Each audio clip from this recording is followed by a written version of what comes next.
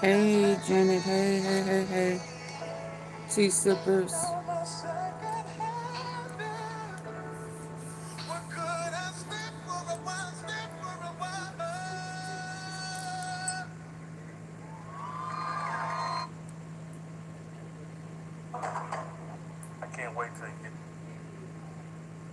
Okay, tea sippers.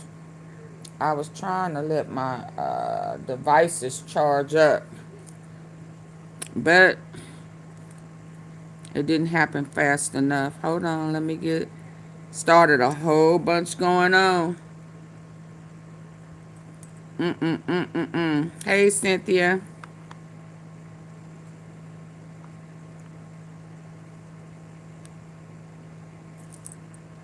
Let me try to change it so I can get to where I need to be. There's a whole bunch going on. Shout out to Letitia and the revenge, the smear campaign, the false charges, the revenge of the Trump hunt. Evil man. Evil little man. Well, he ain't little. Evil, funny looking man. Yeah, that's more better. But I just saw something else other than what I had. I was going to start. I know I'm not, well, I don't think I'm going to be here long. But you know how that is in the late night hours. Temporary restraining order halt Trump Chicago troop deployment. And here's something here. Action. This is nothing more than a continuation of the president. She reminds me of Star Jones for real. We just got the video in. Let me play it for you, Rev. Real Mal. President's action. This is nothing more than a continuation of the president's desperate weaponization of our justice system. He is forcing federal law enforcement agencies to do his bidding.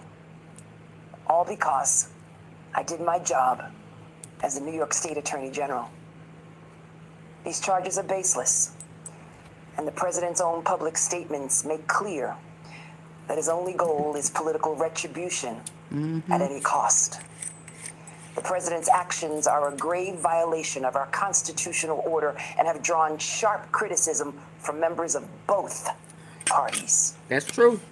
His decision to fire a United States attorney who refused to bring charges against me and replace them with someone who is blindly loyal not to the law, but to the president, is antithetical to the bedrock principles of our country. Does she call him bedrock? Like this is the time for leaders on both sides of the aisle to speak out against this blatant perversion of our system of justice.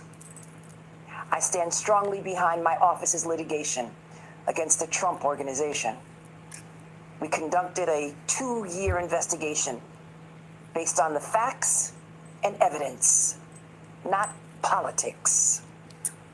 Judges have upheld the trial court's finding that Donald Trump, his company, and his 2 sons are liable for fraud.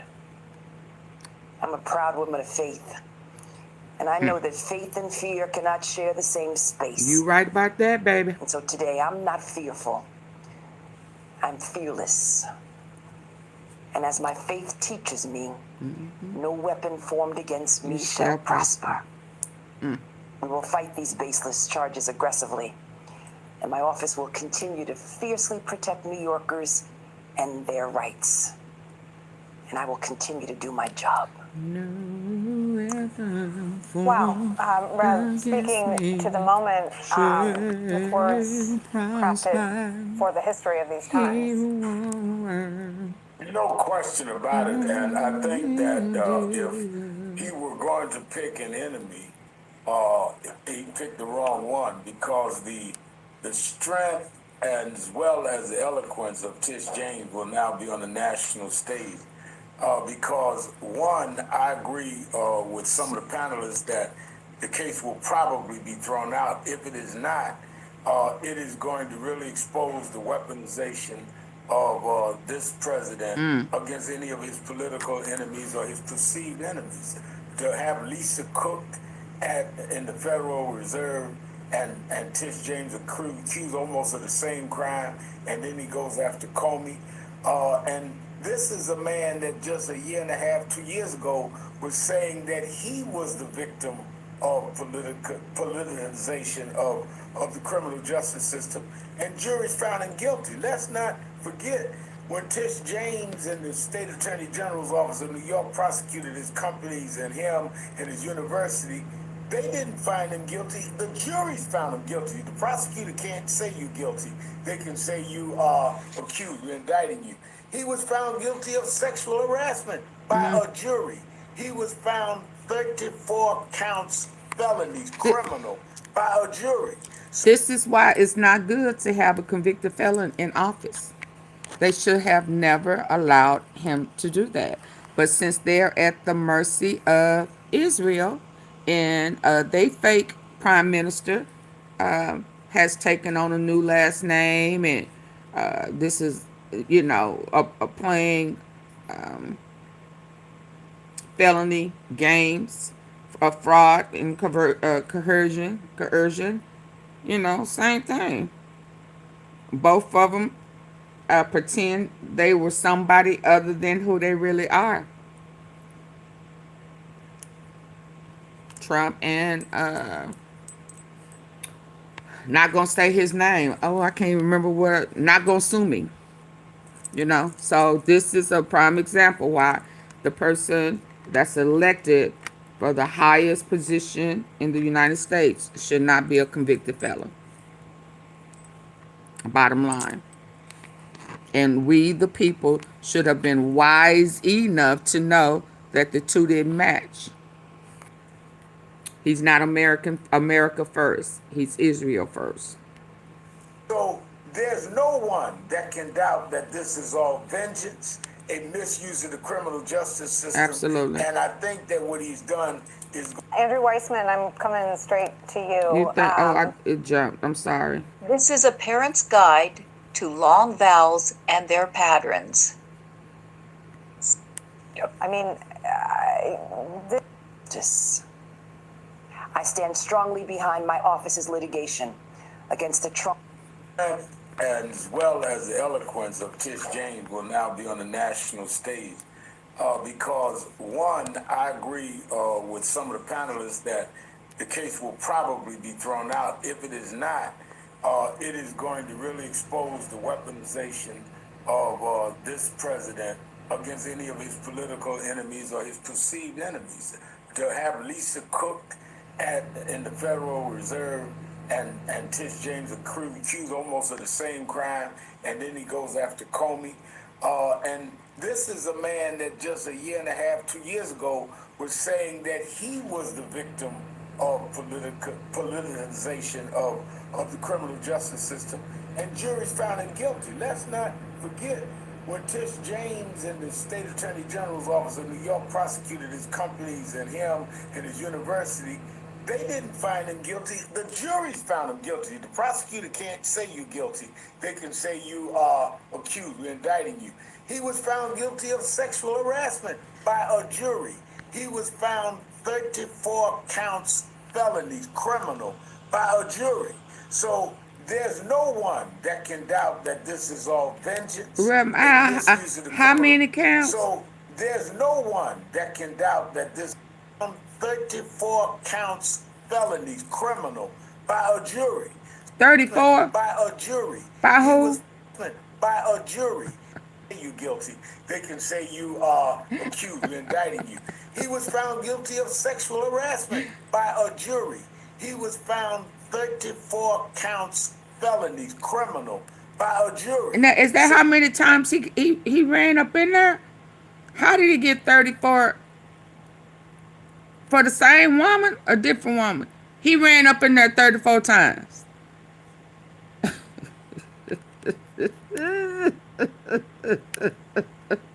He should not have been in office.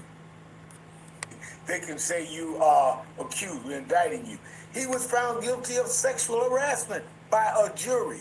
He was found 34 counts felonies, criminal, by a jury. So there's no Of one his that can peers. doubt that this is all vengeance, a misuse of the criminal justice system, and I think that what he's done is Andrew Weissman, I'm coming straight to you. Why does it keep doing that? jury. So Oh, okay, there's that's no it one jumping. that can doubt that this is all vengeance, a misuse of the criminal justice system, and I think that what he's done is. Andrew Weissman, I'm coming straight to you. I mean, this is not how it's supposed to work, right? Crimes are investigated by investigators who then bring them to prosecutors who then Oh, we saw make this these difficult earlier. assessments of whether just or not didn't have there's rem- enough evidence to indict and prevail in a courthouse.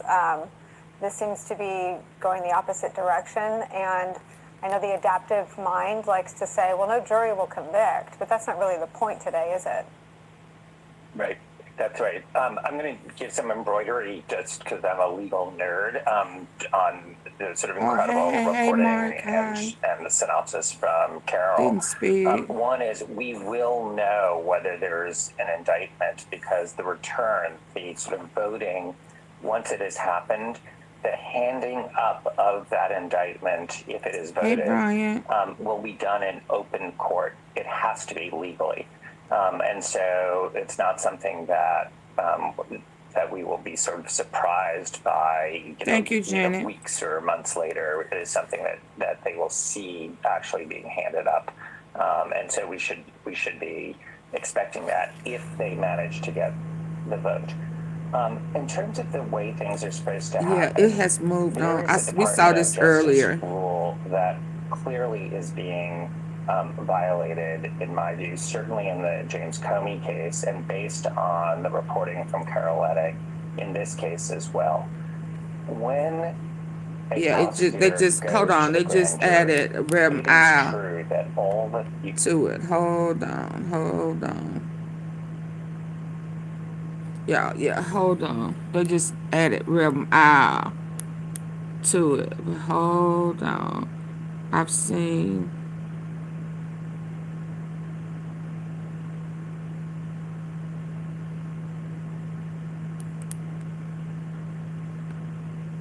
It was just 20 days ago that the president posted this on Truth Social, demanding that the Attorney General Pam Bondi do something about James, the former FBI Director James Comey, and Senator Adam Schiff of California.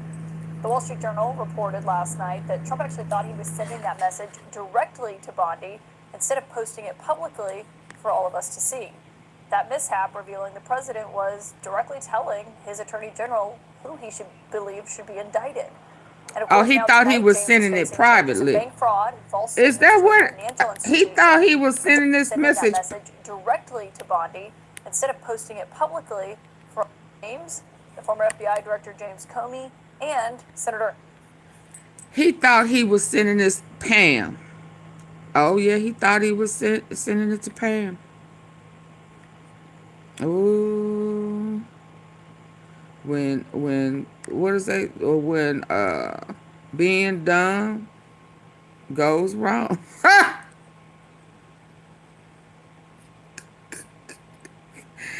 He thought he was sending it. This is not gonna work in his favor. Nope. Adam Schiff of California. The Wall Street Journal reported last night that Trump actually thought he was sending that message directly to Bondi instead of posting it publicly for all of us to see.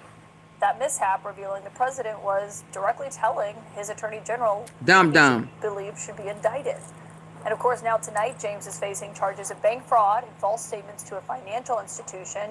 And just yesterday, we watched as James Comey pleaded not guilty in his case. The defendant table is where the New York Attorney General will find herself in just about 2 weeks from tonight. That's but true, this evening, Brian. she also had this to say moments after that grand jury handed down the indictment. This is nothing more than a continuation of the president's desperate weaponization of our justice system. He's forcing federal law enforcement agencies to do his bidding. All because I did my job as the New York State Attorney General. These charges are baseless, and the president's own public statements make clear that his only goal is political retribution at any cost. Career prosecutors had objected to bringing this case against Letitia James, and the former U.S. attorney in the office that ultimately prosecuted her, it's the one that Trump put that in that role months ago, resigned after he was facing pressure to bring this particular case because he felt there wasn't enough evidence to do so. He was replaced by Lindsay Halligan, a former Trump defense attorney and insurance lawyer who doesn't have prosecutorial experience, but she's now in charge of Virginia's Eastern District and has been for just over 2 weeks. In those 2 weeks, of course, we've seen the indictment of James Comey and now tonight Letitia James. The history of Trump and James A real goes back attorney years. gonna eat Of her course, up. She famously sued the president and his company for business fraud, but it's political comments that she made that Trump and his allies often point to. It's important that everyone understand that the days of Donald Trump are coming to an end. And as the next Attorney General of his home state, I will be shining a bright light into every dark corner of his real estate dealings. Oh, there you go. And once she was elected, and after Michael Cohen testified here on Capitol Hill about the president's business dealings, James carried out her promise. And on the campaign trail, the president made no secret of his own plan for revenge. In 2016, I declared, I am your voice. Today I add, I am your warrior. I am your justice. What is? And for those who have been Oh, wronged and 2016. betrayed, I am your retribution. Then, I cannot stand the way he hold his mouth. The indictment of his political rivals. He also indicated that there could be more to come, as he noted to my colleague Kevin Liptak last month. It's not a list, but I think there'll be others. I mean, they're corrupt. Hey, Vicky. These were corrupt, radical left Democrats. No, there'll be others. Look, it was. What makes them radical? What is radical? I mean, I thought radical was like enraged. Who has been enraged? That has been the right. So he used that as, you know, as if he is speaking it to existence. You are within your own party. Yeah. Yeah, it's not holding up as true. Yeah. You have more rage in your draws than cause all that boo-boo and running shit, you know. Why do you insist on calling people radical? That shit blows my mind. This man is slow in the head. I ain't lying. They weaponized the Justice Department like nobody in history. What they've done is terrible. And so I hope there are others, because you can't let this happen to a country. And yet he's manipulating and making Israel first. Are with us tonight. Ellie Honig, Tom Dupree, and Gene Rossi, as well as the Atlantic's David Frum, who is here on this major story. And Ellie, as this came out tonight, you know, it all came together very quickly. As we heard, a grand jury was underway this afternoon. Then the indictment came down in confirmation from the Eastern District of Virginia. The indictment is pretty short. It's only a couple of pages if you read it. I wonder, Ellie, based on what you know, would you have brought this case? I would not have, Caitlin, simply because the amounts are so minuscule here. Now, if you look at the indictment, the core allegation is that Letitia James bought this home in Virginia in 2023, and she certified that it would be her secondary residence. But in fact, the indictment alleges she used it as an investment and rental property, which gave her a slightly lower mortgage loan interest rate. But if you look at the numbers here, the total purchase amount of the home was $130,000 plus. The amount of the mortgage was just over $100,000, and the indictment says the total amount she profited was $18,000. Let me tell you, I have seen dozens upon dozens of federal mortgage fraud cases brought. I've never seen one for that low of a loss amount. So we'll see. We don't know, frankly, off the indictment how strong the evidence is, but just that loss amount to me shows me that something unusual is happening here, that they chose to indict this. Well, and they had kind of been looking around at different homes. I mean, it wasn't even clear which one they were going to go after in terms of this. And where there was another one where she bought with her niece that was her primary residence, and then it came out it was this home. And so, Tom, you know, when we look at this, the multiple homes, we saw Ed Martin, another top DOJ official, who was posing for pictures outside of James's Brooklyn home as well, it kind of raised the question of, you know, obviously they wanted to indict her for something, and they were looking at basically all of her properties in order to get to this point where we are tonight. Yeah, and look, the Ed Martin maneuver of standing outside and haunting her house is not exactly subtle. I mean, this is one of the least That looked like the surprising Huxtable House. indictments that we've seen. President Trump has been very vocal, both on the campaign trail and once he's taken office, that he was going to do whatever he could to see that Letitia James was indicted. So today, I'm sure, is a happy day for him. One interesting thing is the charge that they are bringing appears to be based on a different property than the one that many of us thought it would be based on, a different property in Norfolk. And to my mind, one critical fact or question here is whether after Tish James submitted that form in which she checked the box saying that she intended to use the Norfolk as a primary residence, whether she corrected that error. With regard to the other Norfolk property, at least her lawyers have been saying this was just an inadvertent mistake. As soon as she realized she made the mistake, she tried to fix it. And so my question is, does the same argument apply to this property too? Because that, if true, would go a long way toward a defense that this was an honest mistake rather than attempt to commit a willful, intentional, fraudulent act. Yeah, I believe on that one, her attorney had turned over emails where she said, this is not my primary residence, making that clear. Obviously, that was a few years ago. And Gene, on this, Lindsay Halligan is the new attorney in the Eastern District of Virginia office. She's well liked by a lot of people in the president's inner circle, but she doesn't have experience as a prosecutor until 2 weeks ago. Now that she's been in this role, you've prosecuted more than 110 federal cases. Would you want to argue this case? Too many. Too many.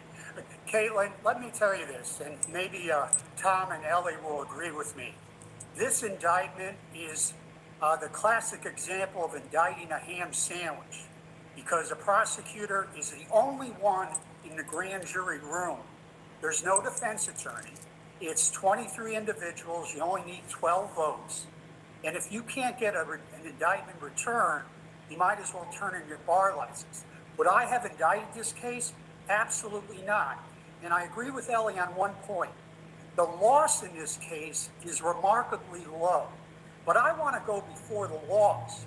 In a bank fraud case and a false statement case, the intent is very high. You have to show willfulness. And Tom brought up a good point. If she told the banks or any officials that she was not using this as a primary residence, that is a huge red flag and loud gong in favor of the defendant. So this is a weak case at best, and it has vindictive prosecution written all over it.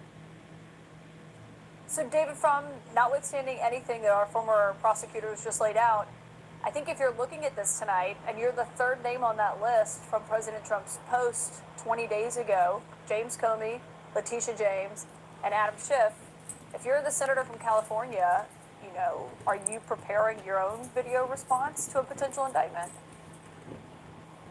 50 years ago, President Nixon had more than a little too much to drink, called up his head of the IRS and said, I'd like to see some files, please. This is a list of the names of people I want to see files. The head of the IRS called his boss, Secretary of the Treasury, George Shultz, and said, what do I do? The President just asked me to do this. It's completely illegal. What do I do? And George Shultz replied, the first time the President of the United States asked you to do something illegal or improper, you didn't hear it. And the second time he asked you, you quit. And so my question is, why is there anyone still working in the Department of Justice today? This is not a story about Donald Trump alone. We know what Trump is. But Trump in his first term was just as reprehensible as he is in his second term. But in his first term, there was person after person who stood up to him.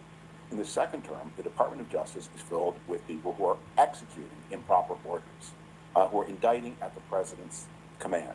The moment that direct message appeared, making it clear that Trump was ordering these prosecutions, everyone in the Department of Justice should have said no. You've spoiled the case. Even if we had a good case, which we don't, even if we did, this is now improper.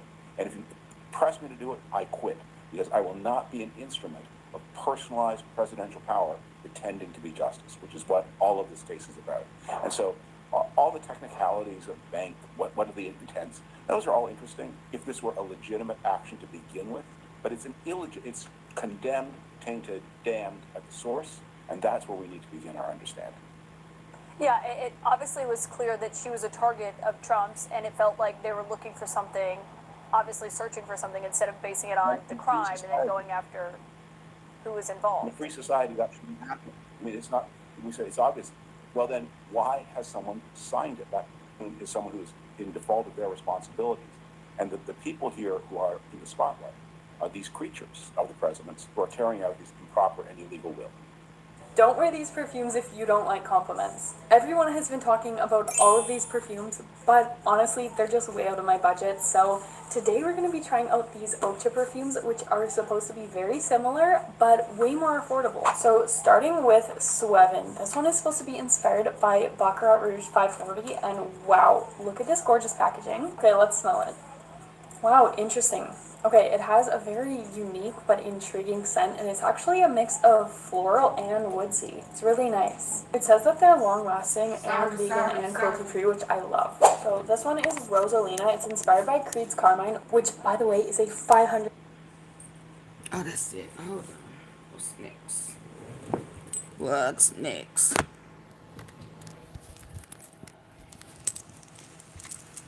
Which one is next?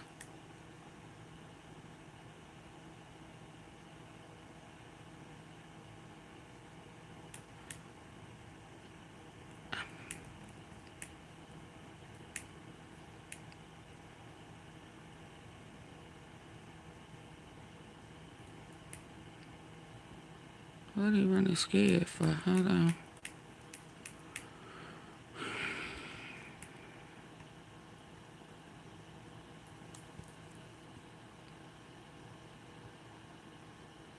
Please hit the like button while I get the next one up.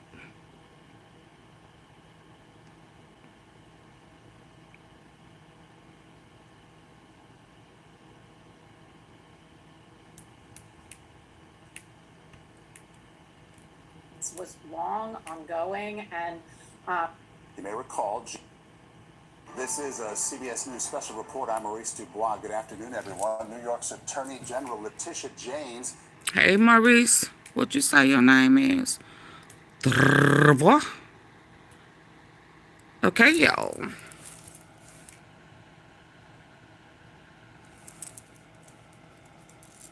Okay, y'all ready? Oh, Lord.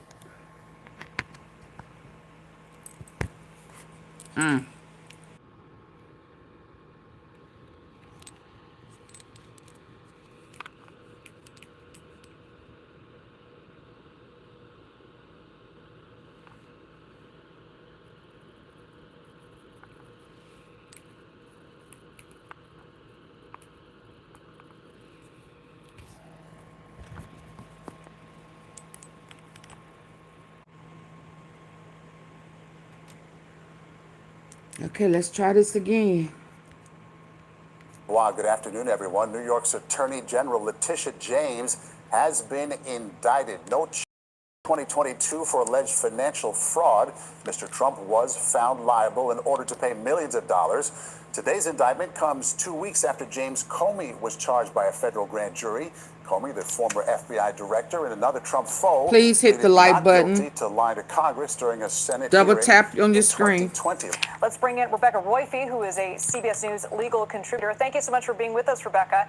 First, give us tell us a little bit about Letitia James. Who is she, and why are these charges being filed against her? Why is she being indicted? so New York Attorney General Letitia James brought the civil case against for the President Donald Trump after his first term, and that case concerned questions about whether he had inflated the worth of certain properties to get kind of advantages in terms of bank loans and tax advantages in certain other loans. And so that case was long, ongoing, and she ultimately won a very large verdict, which is, I think, still currently under appeal. But she has been a target of the president since then. And, you know, to be fair, she did run for her current position on a campaign in which she suggested that going after Donald Trump was one of her priorities, which was largely considered by legal experts at the time fairly inappropriate. So tell us a little about the location of this indictment. Why is that significant? It is extremely significant. This is the same district that brought the charges against Jim Comey just recently. And what happened was there was a U.S. attorney in that jurisdiction who was a Trump appointee who had, very much given to his career to the priorities of the Trump administration, but refused to bring those charges against James Comey. He was summarily fired after that. And at that point, President Trump put in place Lindsay Halligan, who was his personal attorney, has no experience in criminal practice, and was, I believe, an insurance attorney, and whom he had met at one point in Mar-a-Lago. And, that raised a lot of red flags at the time. The career prosecutors did not want to bring that case against James Comey, and neither did the U.S. Attorney Eric Siebert, who was subsequently fired. And so, Lindsay Halligan brought the charges against James Comey shortly after that Truth Social post that he had put up that said that he demanded the indictment of, a whole list of his enemies, including Letitia James, James Comey, and Adam Schiff. And so it looks like she is now currently doing his bidding, and whether that's happening or not, it certainly has that appearance given the sequence of events. Now, an indictment is one thing, formal charges are another, and actually conviction is a whole nother thing. How likely is that going to happen with Letitia James, do you think? Right, so we do not know. I haven't seen the indictment. I don't know the strength of the charges. She was being investigated for insurance fraud having to do with a Virginia property that she was buying for her niece, that she suggested apparently on the application, or at one point, that it was going to be her primary residence. Her lawyers have claimed subsequently that she quickly corrected that. And so if that's the basis for the charge of bank fraud, then that may or may not have significant proof that she committed this crime. But we will see, because as you say, bringing an indictment, one only needs a very low threshold of probable cause. And in order to get a conviction, you need proof beyond a reasonable doubt, which is a very high standard.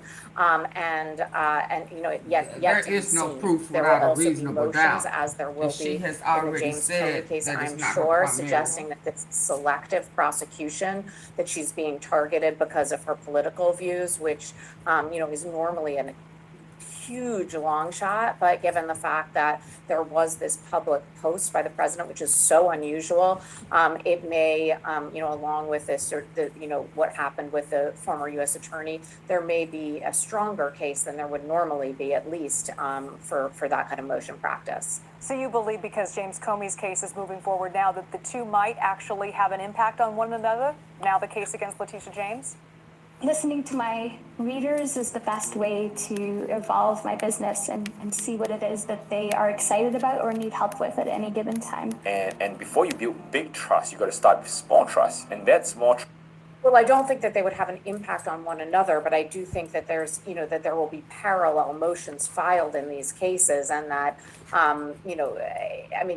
potentially the fact that both of these were filed so quickly after Lindsay Halligan was put in place may, tend to support that inference that they were being targeted because of their political views. And I think it's worth reminding our viewers, who is Lindsay Halligan? She's new to this job. Right. She is new to this job, and she is new to this practice. And I think those are both extremely important things. She's new to the job. And, right after she took this position, she then brought the charges against James Comey, and then shortly after these charges. And so it does certainly look like she is doing exactly what the president wants her to do, which is in breach of the normal independence of the Department of Justice, which is so vital for our liberties and for the rule of law. So it certainly looks like that. And I think, her lack of experience is also telling, because those with a long institutional knowledge have a strong commitment to this notion that lawyers within the Department of Justice, prosecutors within the Department of Justice, they are not the president's lawyers. They owe their obligation to the public, and as such, they have to do justice rather than doing the president's bidding. But somebody who doesn't have that tradition, that practice, that sense of institutional knowledge and ethics of those offices. Well, why are all the real attorneys, other than an insurance attorney, saying that she is bogus, Jeanette? She's already have documentation showing that she has acknowledged that it was not her primary. So there's no reasonable there is no beyond a reasonable doubt. Oh, please stop drinking the Kool-Aid. Please stop drinking the Kool-Aid.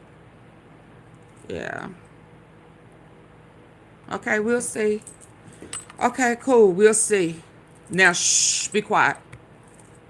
The importance of those principles, and they are not just niceties or etiquette. Those principles are at the very bedrock of the rule of law. They are extremely important, and they are how Let's back this up for the ones in the back who bank fraud. Then that who may or are may not, they may or naive. may not. Ooh, what type One of thing, Kool-Aid is formal it? charges are another, and actually conviction is a whole nother thing. How likely is that going to happen with Letitia James, do you think?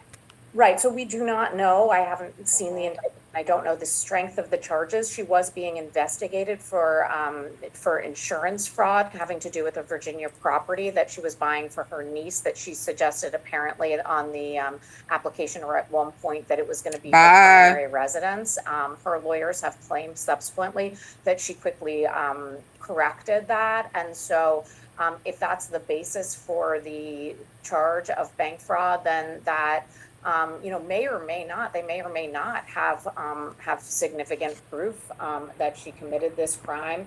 But we will see, because as you say, bringing an indictment, one only needs a very low threshold of probable cause. And in order to get a conviction, you need proof beyond a reasonable doubt, which is a very high standard.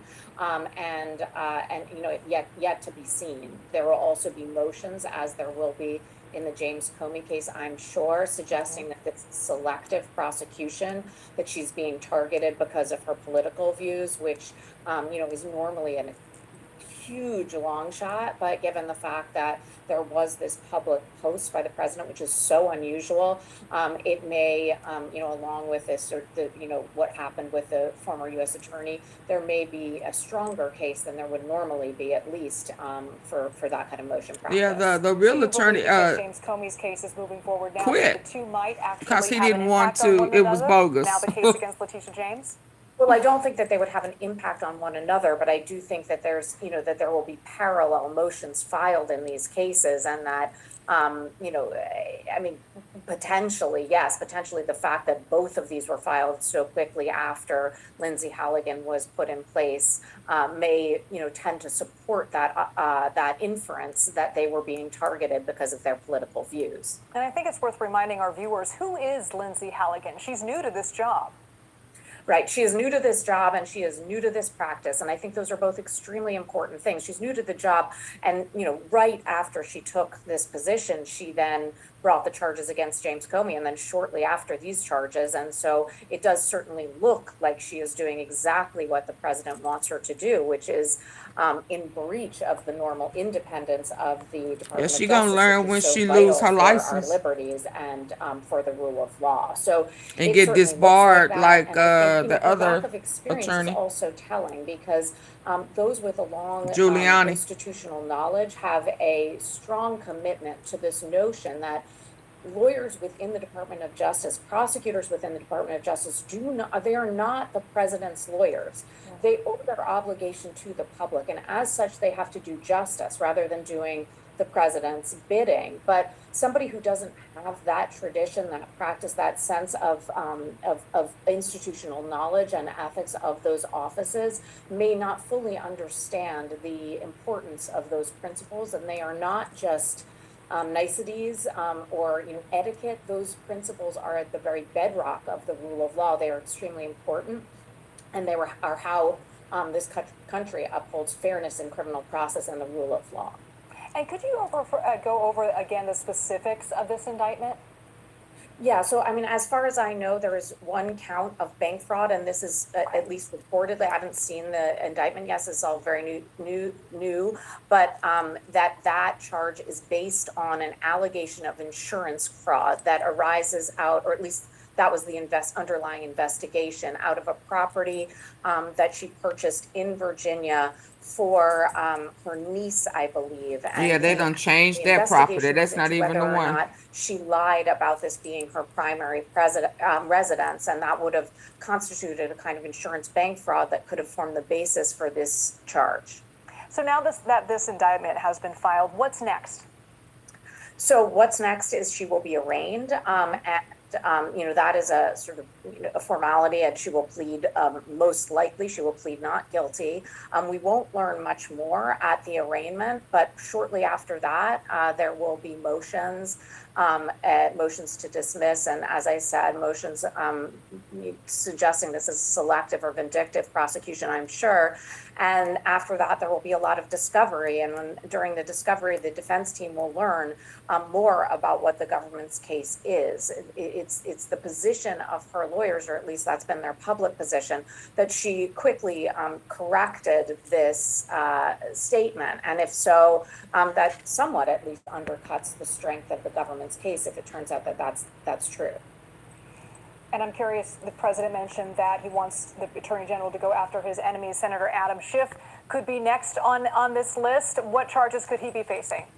Yeah, so I mean, there are a number of investigations going on. He could be facing charges. There are, others who are, who are reputedly being She stuttered when she can't even get it various together. charges, and it remains to be seen whether or not this will continue.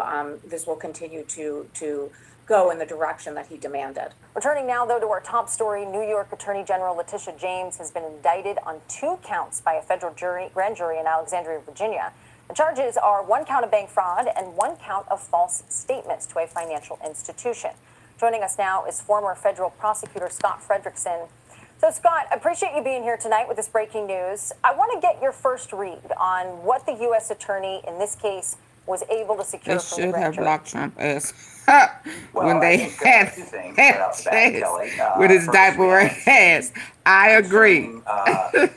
Issues that we have in the Comey indictment. Number one, the career experienced professionals in that office, including the U.S. attorney who was forced out, decided there was insufficient evidence to bring this case, and they declined to bring this case, and they were essentially fired. And a political aide with a total of 0 prosecutorial experience has come in and now gotten this indictment too. So that's a strong warning signal. And 2, based on reports, this is a criminal charge for bank fraud, essentially on the mortgage application. Well, any young prosecutor learns early on there are hundreds of thousands of mortgage applications that have errors on them throughout the United States every day. We don't use the criminal law to enforce any issues there. Banks can sue if they feel aggrieved. It's only when you have actual fraud, a scheme to defraud a bank of their funds. So let me preview what a short trial like this would look like. As soon as the government tries to prove its case by putting on the bank which holds the mortgage, the defense is going to ask, so you still have this mortgage? Yes. Is it being paid? Yes. Have you lost any money? No. At any time, have you been defrauded of money? No. Are you happy with this mortgage? Yes. Well, did you bring a complaint about this mortgage? Were you misled about this?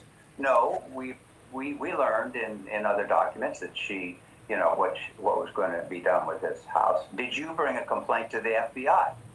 No. To any law enforcement? No. No. Well, that case is dead Dismiss. on arrival as soon as that line of questioning. Dismiss. And that's why. Okay, did y'all hear that breakdown? That's exactly how it's gonna go. This would look like. How are you gonna say it's fraud when the bank has not said it's fraud? You understand? Nobody can look at the paperwork and say it's fraud, but the bank that would have been defrauded.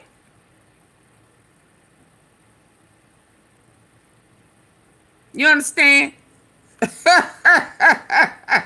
The bank did not accuse her of fraud. So why would anybody else accuse her of fraud? Who would she be defrauding?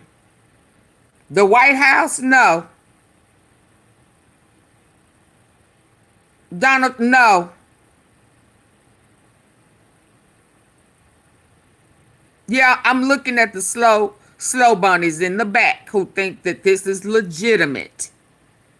Who is she defrauding? Though it's a witch hunt. The bank is not none of that. None of it. If the mortgage company, the bank did not bring up charges, yeah, they know how to do their own investigation. That's why it was just a couple of sheets of paper with big gaps in it. Issues there. Banks can sue if they feel aggrieved. It's only when you have actual fraud, a scheme to defraud a bank of their funds. So let me preview what a short trial like this would look like. As soon as the government tries to prove its case by putting on the bank which holds the mortgage, the defense is going to ask, so you still have this mortgage? Yes. Is it being paid? Yes. Have you lost any money? No. At any time, have you been defrauded of money? No. Are you happy with this mortgage? Yes. Well, did you bring a complaint about this mortgage? Were you misled about this? No.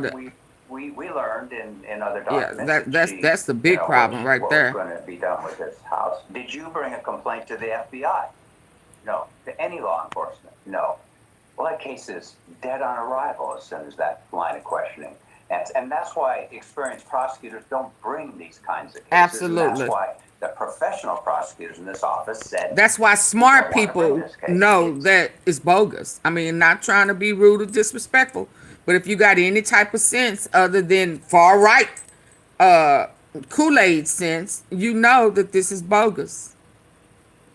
You know this. Did the FBI doing it? We know Patel ain't. Yeah. Yeah, this is crazy. Insufficient on his face. Insufficient. To be fair, in his face. Letitia James's office brought that case against Trump, the banks were asked the same thing, and they said, we were happy with it. Hey, he paid everything. We were made whole. But to your point, they were made whole. Hold up. You see the difference? You hear the difference in what she said? She said the bank said they were made whole. That means that they paid off the fraud. She had nothing to pay off. They said what, it was $18,000 loss or something. Big difference. That, this is politically motivated. I actually, in preparation for our conversation, I talked to folks on either side. Some say, well, she broke the law. There should be an indictment. Some say the president's being outspoken. How does she break the law?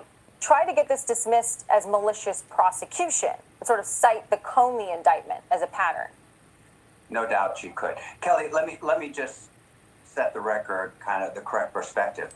The case that Letitia James brought in New York was a civil case, not trying to put anybody in prison, deprive them of their liberty, put them in a court where they may end up going to prison. That's what this case is. Bringing a criminal indictment is the most serious matter that the law encompasses, and that's what happened here. The case in New York was a civil case for money alone.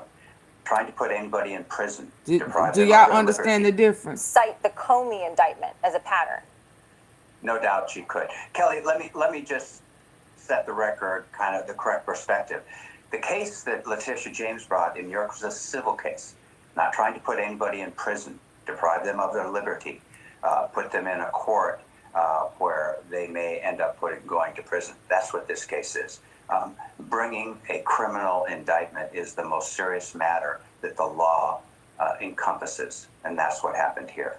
The case in New York was a civil case for money alone, and that's all. So it's a huge difference. There's a false equivalence there. Not the same thing by any stretch of imagination. And two, yes, the president's statements, including, he posted on social and apparently emailed his attorney general, Pam, we got to get moving. We've got to bring these cases against Comey and Letitia James as well as Senator Schiff. All of that provides pretty strong evidence of potential vindictive prosecution. James is one of 3 people President Trump mentioned in a Truth Social post directing Attorney General Pam Bondi to prosecute them last month. The other 2 are former FBI Director James Comey and Senator Adam Schiff of California. Now, Comey was charged with making a false statement and obstruction of a congressional proceeding last month. Yesterday, he pleaded not guilty to those charges. Let's bring in CBS News legal contributor Jessica Levinson. Jessica, we've seen an indictment is one thing, a conviction is another. What do prosecutors have to prove in Letitia James's case? So they have to prove that this wasn't an accident, essentially, that she purposely made these false statements in order to try and get a favorable loan treatment. And specifically, what we're talking about here are allegations that she incorrectly listed a property that she purchased in Virginia as her primary residence, and that gave her a more favorable interest rate on a loan.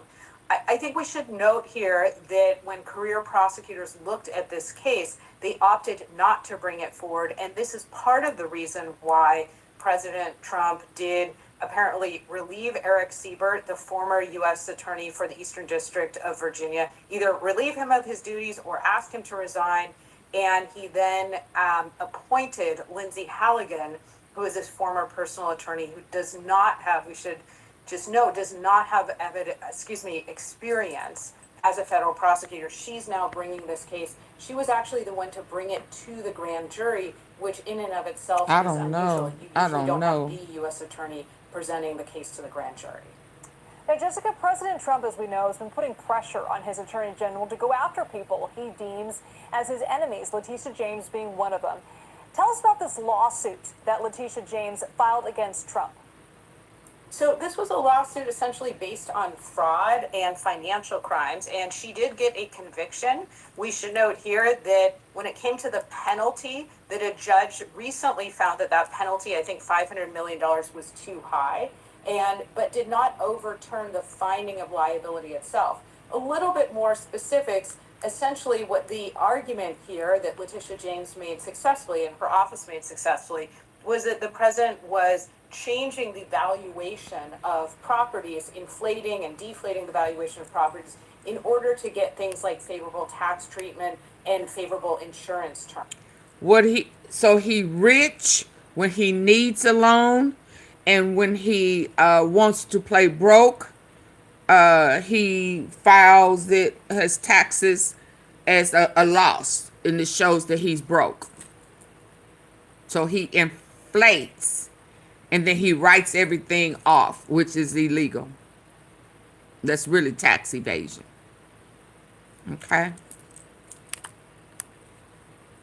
And she did obtain let's not say conviction, she did obtain a favorable outcome on those cases.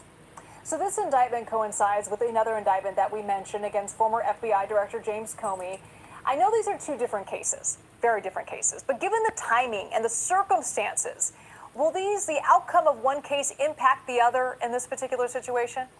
So the answer is that we should view each of these cases as separate. When we get into a court of law, then we cannot say, well, but look at what happened to Letitia James, or we instead have to look at the different facts, the different federal statutes at issue. Having said that, one case where I think we might see that there's some connection here is that I think in both cases, they both bring arguments that there was selective and or vindictive prosecution.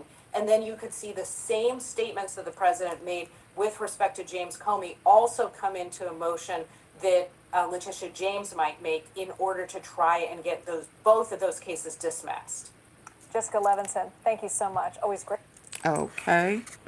I'm trying to get in as much as I can before this battery give out. Bear with me, y'all. Come on. Now, it's been 200, 300, 400, 500 people in here. Please double tap the screen on your phone or hit the thumbs up, the 3 dots at the top. I, again, should not have to be going through this. I don't know why y'all test me like that. Y'all do know I'll shut down and will not return. I am not going to continue to do this. Double tap your screen. Get the likes up. I don't know if I need to watch this one right now. Hold on. Shredding brags about. Okay, let's see this for the ones. Hold on. I want to make sure I watch that one.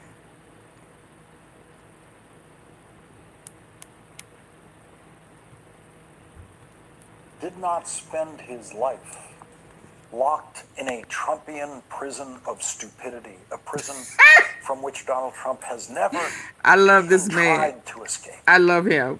Donald Trump could have had a moment in high school when he decided, you know what? I should really learn something here. He could have had a moment like that in college. He could have decided to stay home one night and read a book instead of partying with Jeffrey Epstein, but he didn't. Oh, wow. He never did. Richard Nixon grew up poor. He inherited nothing. He worked hard in high school. He worked hard all the way through Whittier College and Duke Law School, worked his way through. Richard Nixon was constantly trying to learn, but he never learned enough to contain his darkest criminal impulses that destroyed him in the end, forcing him to resign the presidency in scandal. One big difference between Republican Donald Trump and Republican Richard Nixon is that Richard Nixon did not make his enemies list public. We are learning in new reporting from the Wall Street Journal that Donald Trump intended to send a personal private text to his Attorney General Pam Bondi demanding the criminal prosecution of former FBI Director James Comey, New York State Attorney General Letitia James, and California Senator Adam Schiff. But what he actually composed instead of a text and what he actually sent was a social media post. Dumbass. Available to the entire world. The Wall Street Journal reports Trump believed he had sent Bondi the message directly, addressing it to Dumbass. Pam, and was surprised to learn it was public, according to U.S. officials familiar with the matter. The misfire provided a window into how, through command and chaos, Trump has executed a wholesale transformation of the Justice Department. Donald Trump is going to Walter Reed National Military Medical Center tomorrow for another physical, only 6 months after his last physical, and he very proudly told reporters today that he expects to do very well on another cognitive exam to detect evidence of dementia. Luckily for Donald Trump, texting is not on the cognitive function exam. Most important thing to know about the enemies list is that it was a badge of honor. Did he say When he the got to full go get version tested of again the for Nixon dementia? enemies list was unveiled. So does that mean it showed up before? Most important thing to know about the enemies list is that it was a badge of honor. He expects to do very well on another cognitive exam to detect evidence of dementia. Luckily for Donald Trump, texting is not on the cognitive function exam. Most important thing to know about the enemies list is that it was a badge of honor. When the full version of the Nixon enemies list Why was does he have to keep unveiled taking the test? by the Nixon White House counsel, John Dean, at the Watergate hearings, by that time, Y'all do know what that everyone was mean, right? If he 6 months ago he took this test and he back taking it again, that mean he done found a way to rig it. He done found a way to rig the test. Somebody else is gonna be taking that test for him, like his sister did for his entry into college.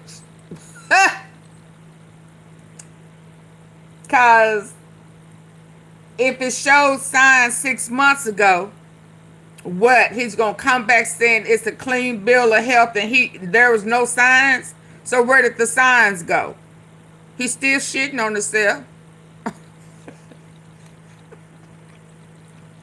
Like he an infant, huh? Like he a toddler in a pull-up. He's still talking crazy, looking crazy. Lips all twitched to the left. Man, come on now. Ugh. hoping they were on it. The next is a document dated September 9th, Allegedly. 1971.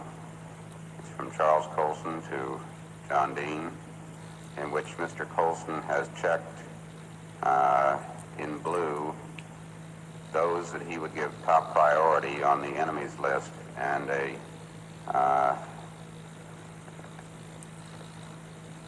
an attached series of lists that were prepared by Mr. Colson's office. Was hoping they were on it. The next is a document dated September 9th, 1971. It's from Charles Colson to John Dean, in which Mr. Colson has checked. He didn't take his own test though, Kurt. His sister did. Top priority on the enemies list, and and his teacher said he was the worst student, the dumb, of lists that were prepared by Mr. Colson's office, the slowest of ever. Deemed opponents or political enemies. In a secret memo written by John Dean in the Nixon White House 2 years before the Watergate investigation, John Dean outlined, quote, how we can use the available federal machinery to screw our political enemies. And it didn't work. Some people had their telephones tapped, they had their taxes audited, but for just about all of the 200 or so people in the full version of the Nixon enemies list, nothing happened. In fact, they didn't get screwed, they thrived.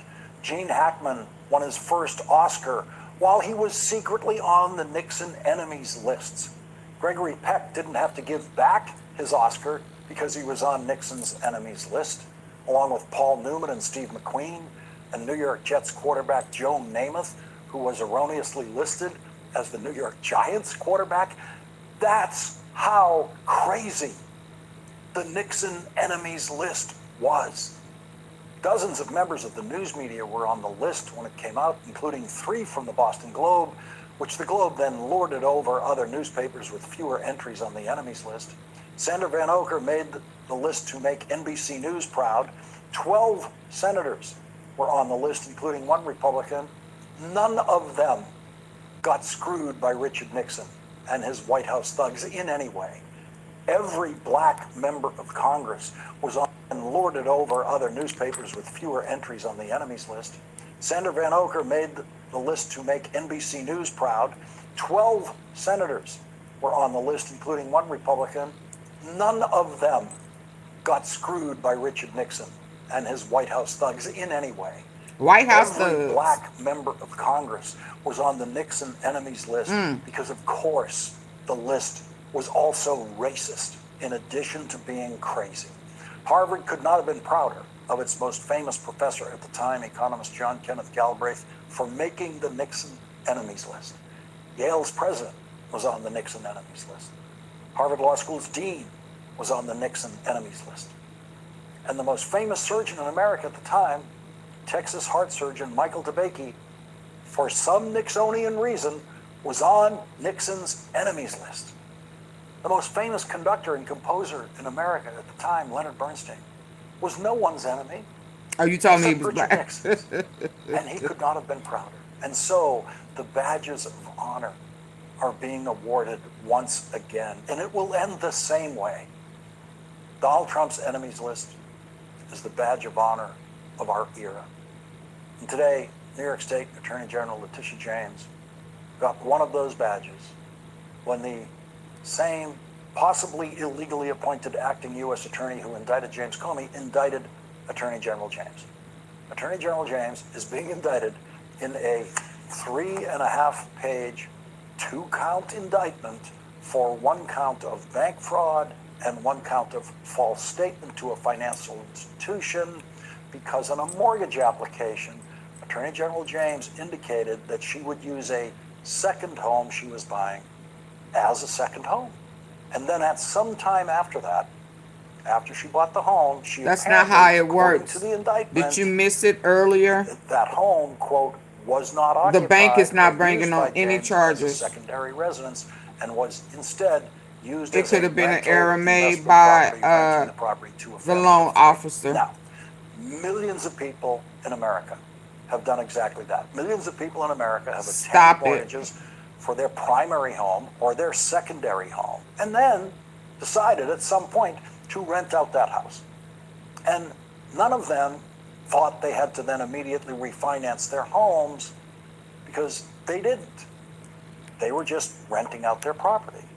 So hold on, since Kirk, you like you know, oh Lord, you slow, you rode the little slow bus. Let me bring this up. There go his professor. His professor, college professor at Wharton School. Donald Trump was, read it out loud, Kurt. Starting right here, if you can. Read it out loud. Donald Trump was the what? Oh, let me move. Was the, say, read it to yourself.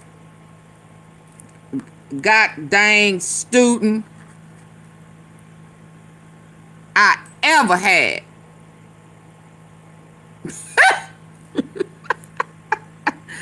I didn't say it. The professor said it. He was the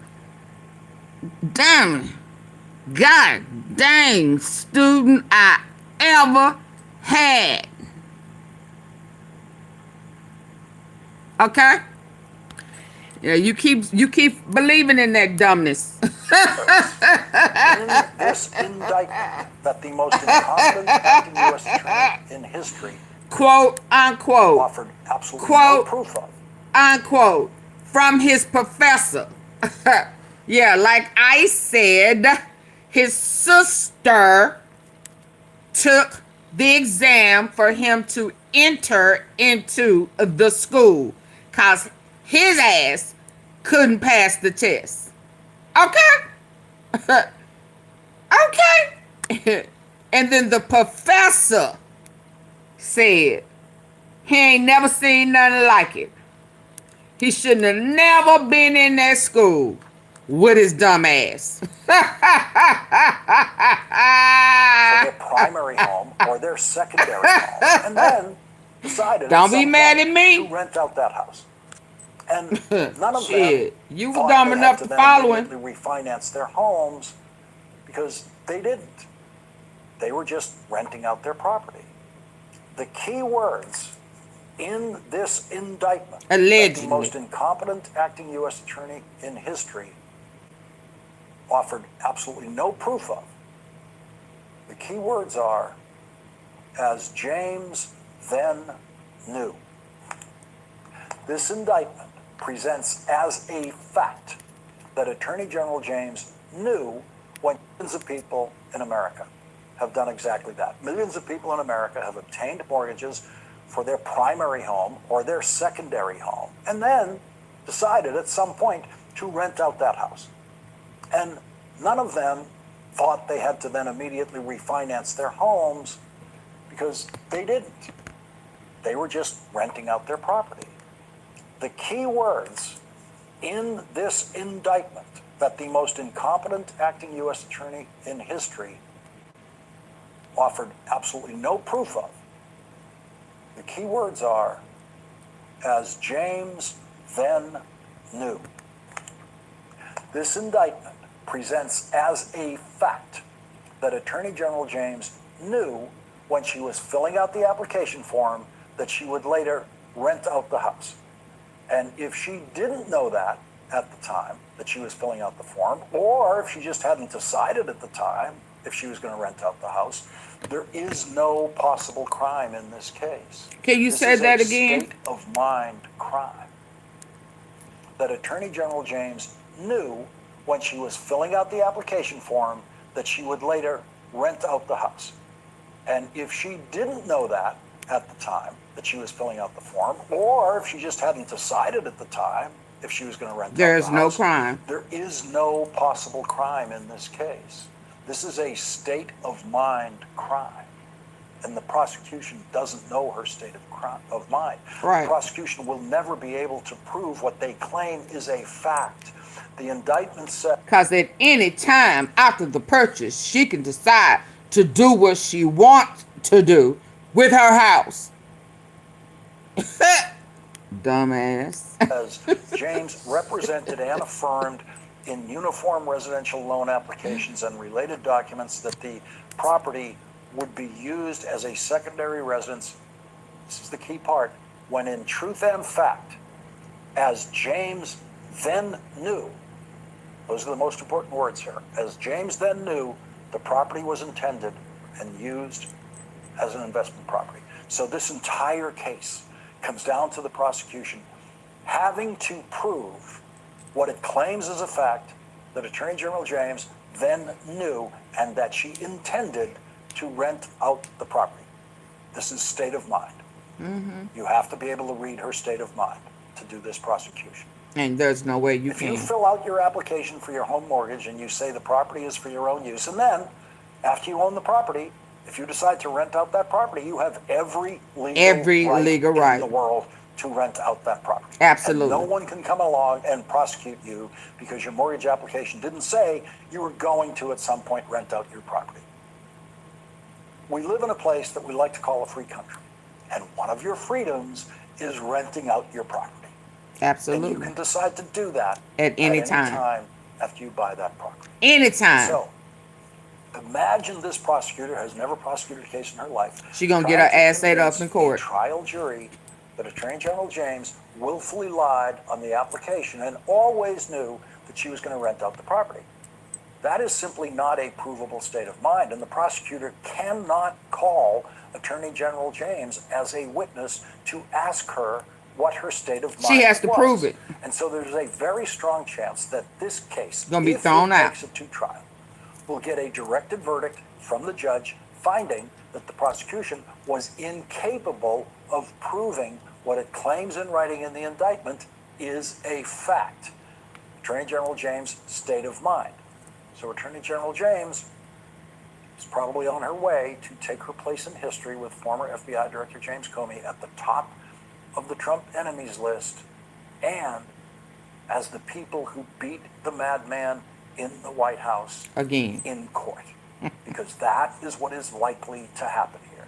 You can listen to all sorts of lawyers talk about this case, but it comes down to the same elements as the James Comey case. The first motion is going to be to disqualify this new acting U.S. attorney.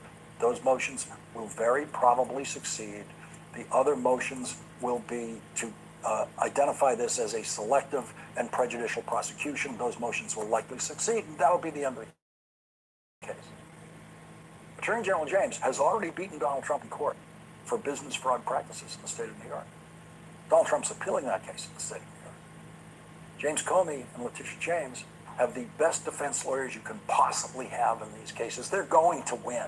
Donald Trump is going to lose. Don't worry about them. You don't have to worry about them. There is much to summon our outrage about in the madness of the Trump presidency. But the people who Donald Trump, James Comey and Letitia James have the best defense lawyers you can possibly have in these cases. They're going to win. Donald Trump is going to lose. Don't worry about them. Of course, because he's a loser. There is much to summon our outrage about in the madness of the Trump presidency. But the people who Donald Trump has so far dragged into court could not possibly be better equipped or better financed to fight Donald Trump in court and crush him. What Donald Trump is doing to other people in court, what he's doing to immigrants in this country who show up at federal courts for their appointments and then get thrown to the floor by masked men and beaten and dragged away from their families and shipped off to countries that they've never been to, they deserve the full force of your outrage. Those people have no resources. They have no voice. They've done nothing wrong. They've tried to do everything right. They went to that federal court to do everything right, and their lives are already ruined. They cannot wear their deportation as a badge of honor. Can y'all double tap the screen on your Attorney phone? General of the state of New York can. This is nothing more than a continuation of the president's desperate weaponization of our justice system. He is forcing federal law enforcement agencies to do his bidding. All because I did my job as the New York State Attorney General. These charges are baseless, and the president's own public statements make clear that his only goal is political retribution at any cost. The president's actions are a grave violation of our constitutional order and have drawn sharp criticism from members of both parties. His decision to fire a United States attorney who refused to bring charges against me and replace them with someone who is blindly loyal not to the law, but to the president, is antithetical to the bedrock principles of our country. This is the time for leaders on both sides of the aisle to speak out against this blatant perversion of our system of justice. I stand strongly behind my office's litigation against the Trump Organization. We conducted a 2-year investigation based on the facts and evidence, not politics. Judges have upheld the trial court's finding that Donald Trump, his company, and his 2 sons are liable for fraud. I'm a proud woman of faith, and I know that faith and fear cannot share the same space. Yes. And so today, I'm not fearful. I'm fearless. And as my faith teaches me, no weapon formed against me shall prosper. It won't work. We will fight these baseless charges aggressively, and my office will continue to fiercely protect New Yorkers and their rights. And I will continue to do my job. This blatant perversion of our justice system, that is Donald Trump's perversion. She's right. She has nothing to fear. That smile is real. She knows she's going to win. She knows Donald Trump's going to lose. And she knows she can wear her place on the Trump enemies list as a badge of honor for the rest of her life. Woohoo! How about that? How about that? It's a badge of honor. It's a badge of honor. She gonna whoop his ass in court.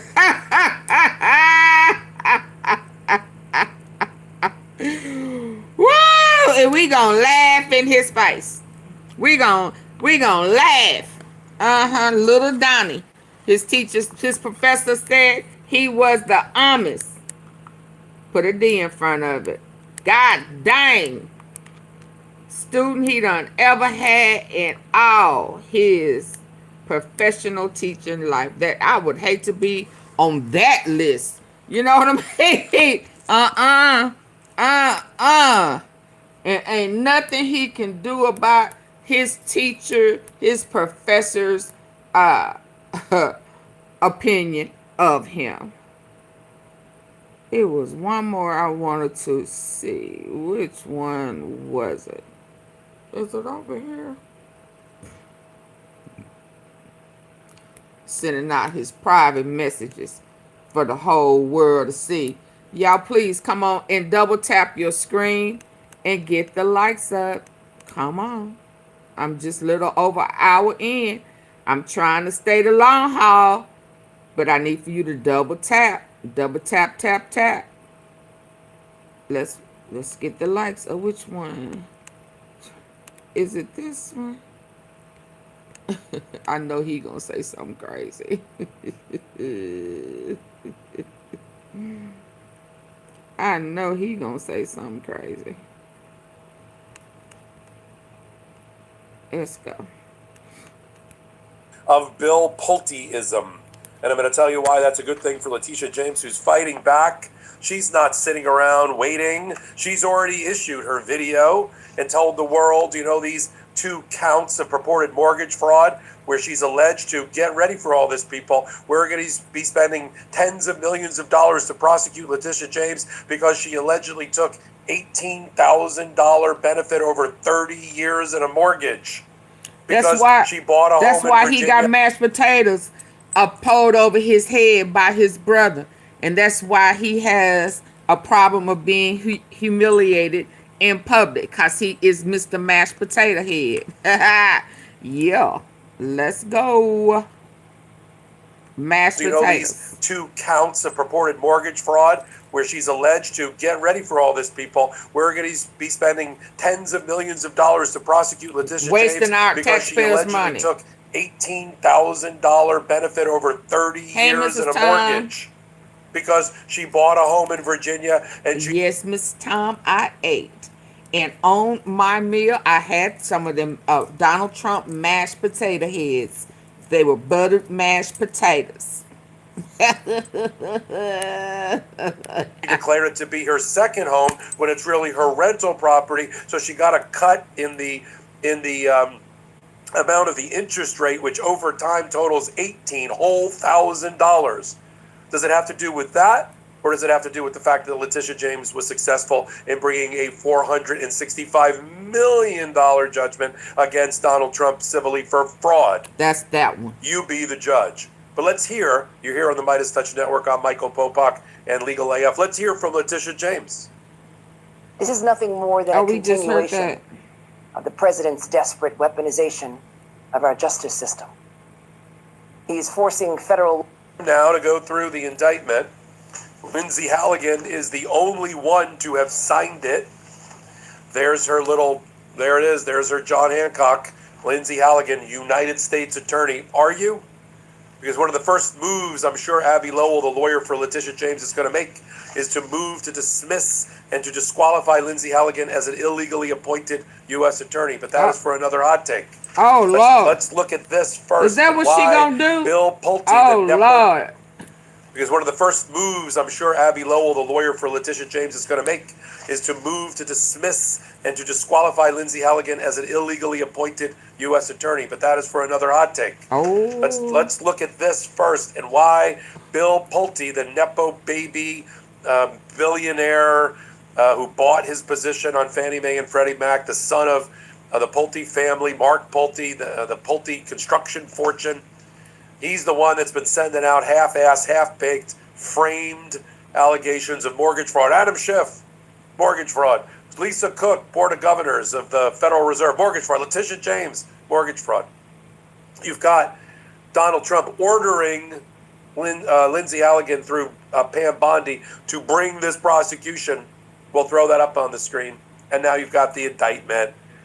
Now, as I said earlier, Elizabeth Yusey, who was, or is currently, at least at the time of this recording, the major crimes unit prosecutor chief in the Eastern District of Virginia, in Norfolk, Virginia. She let it be known in the last 72 hours she's not prosecuting this case, that there's no there, that there's no crime here, there's no ability for a prosecutor on probable cause to sustain a conviction through appeal. And when I read to you from the indictment, you're going to know why. And I'm going to post the indictment on Legal AF Substack so you can read it for yourself. Letitia James was a resident of Brooklyn, New York, and a borrower on a mortgage for a property in Norfolk, Virginia. Okay?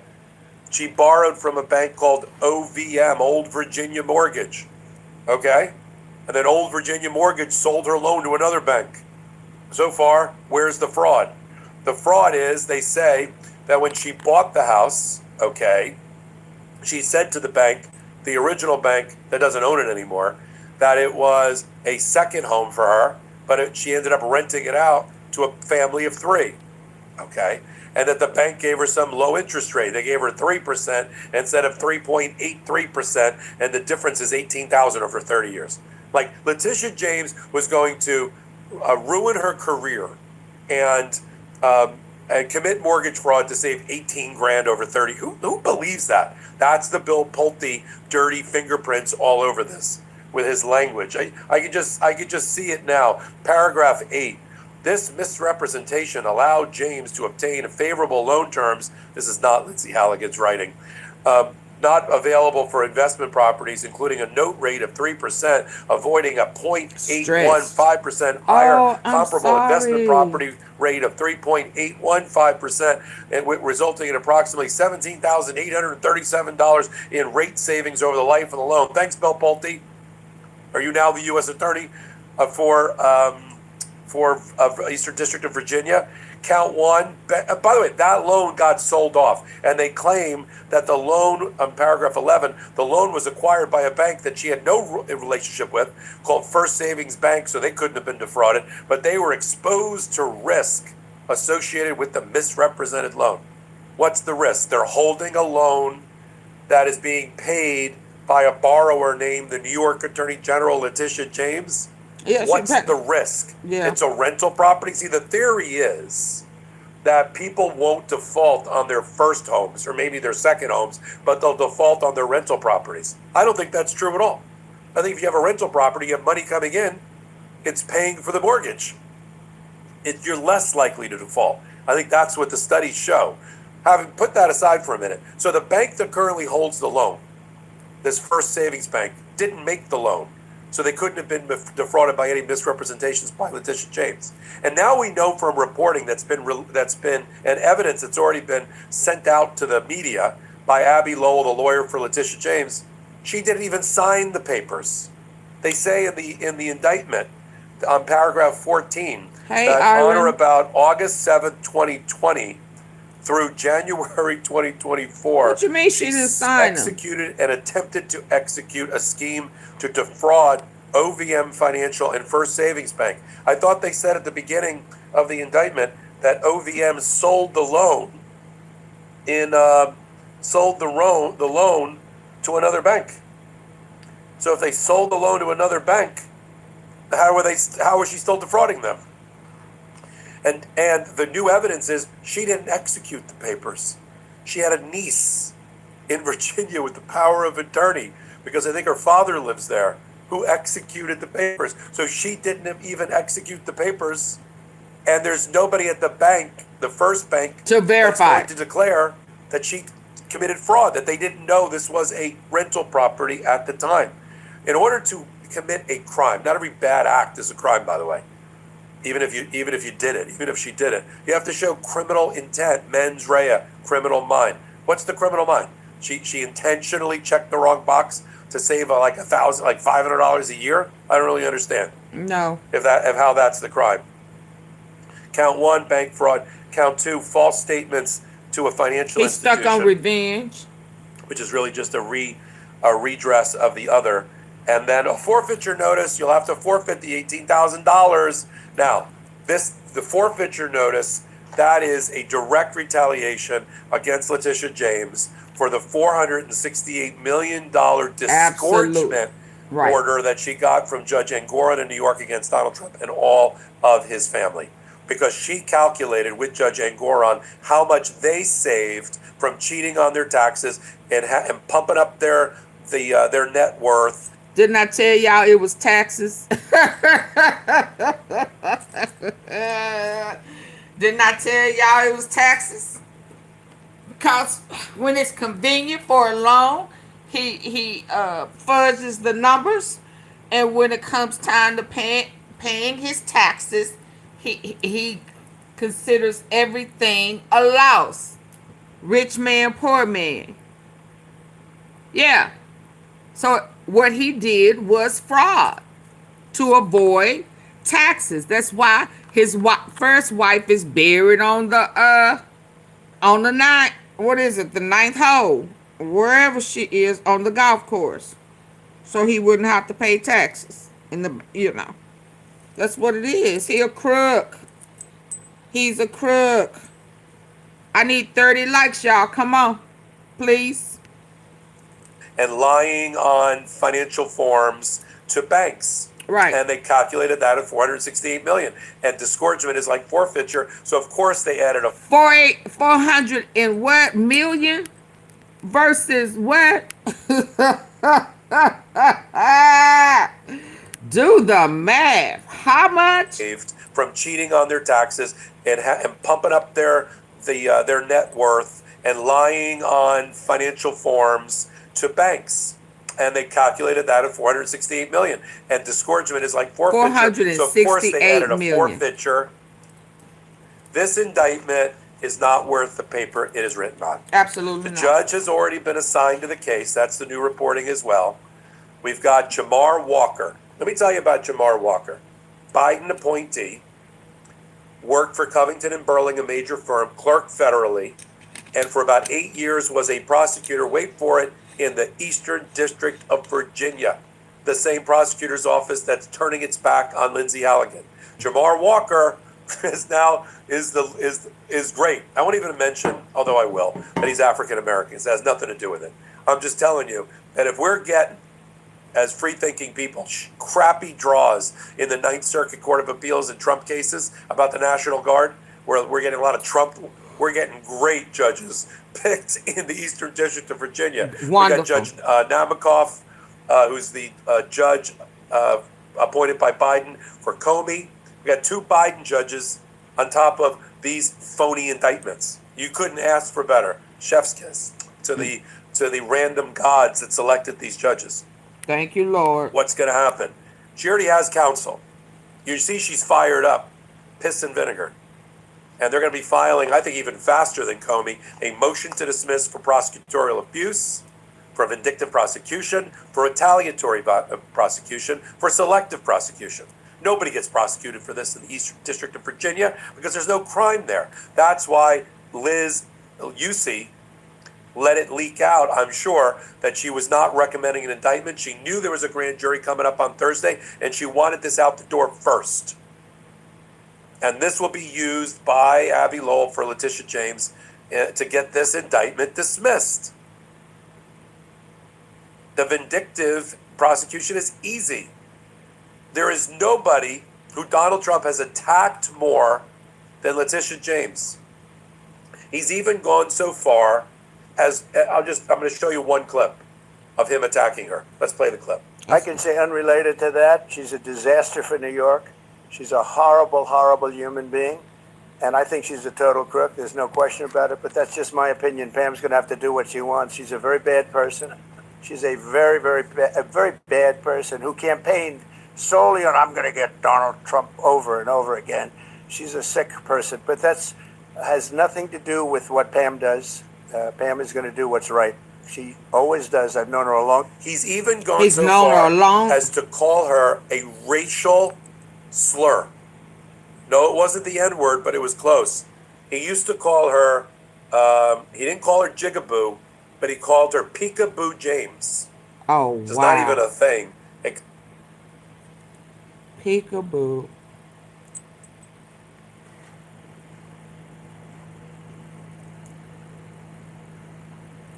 This is an evil man.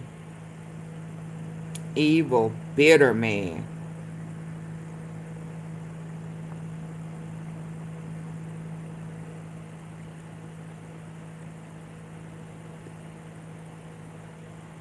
The peekaboo. He want to say, y'all know what he want to say, right? Y'all know what he want to say. Yeah. Yeah. He ain't that slow. Shit. Uh-huh. Yeah. He ain't that slow. But y'all do know what he want to say, right? Yeah. Yeah. I ain't gonna say it. But we do know what he was implying right here. Yeah. He's sick in the head. That's why his mama didn't like him.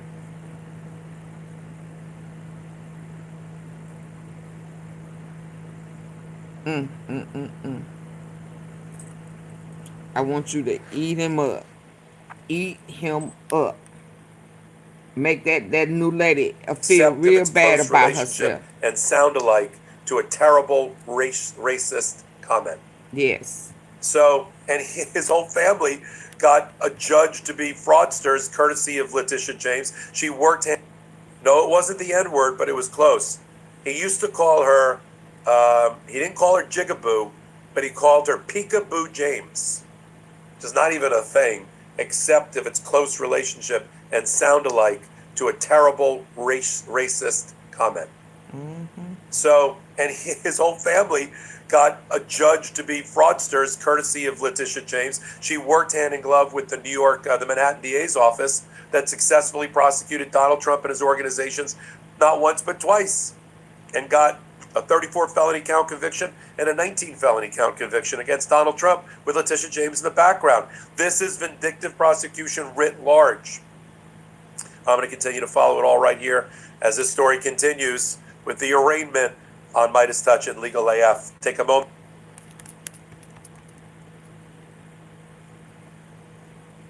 This is crazy.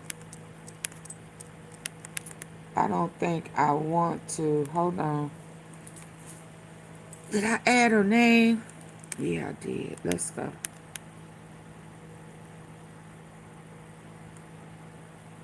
$25 more. My phone is hanging in there. It's hanging in there. Come on, y'all. Give me 25 more likes.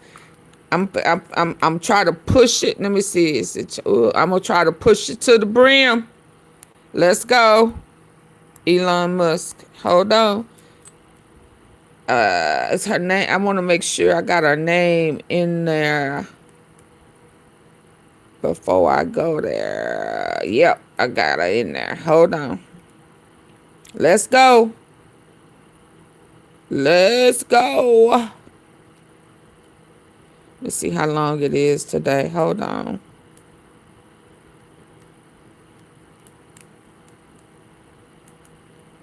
Hey, Lisa.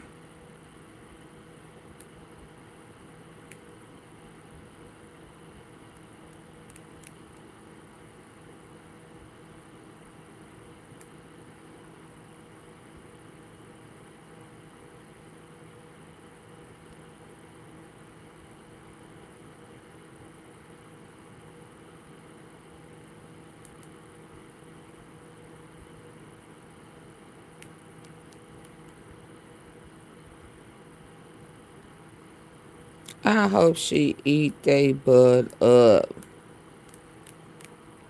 Let me get to it. Did I put it here? How long is it?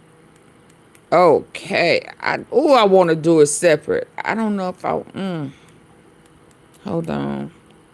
I don't know if I want to mix it like that. There go him. There go him.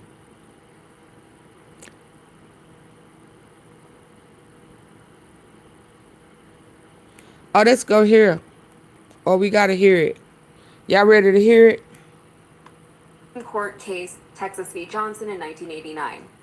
Only days ago, Nick Sortor was assaulted in Portland by a flag-burning mob, and we've made it 1 year penalty for inciting riots. We took the freedom of speech away because that's been through the courts, and the courts said... They took the what away? Did y'all hear y'all president? Did y'all hear? Would y'all go there?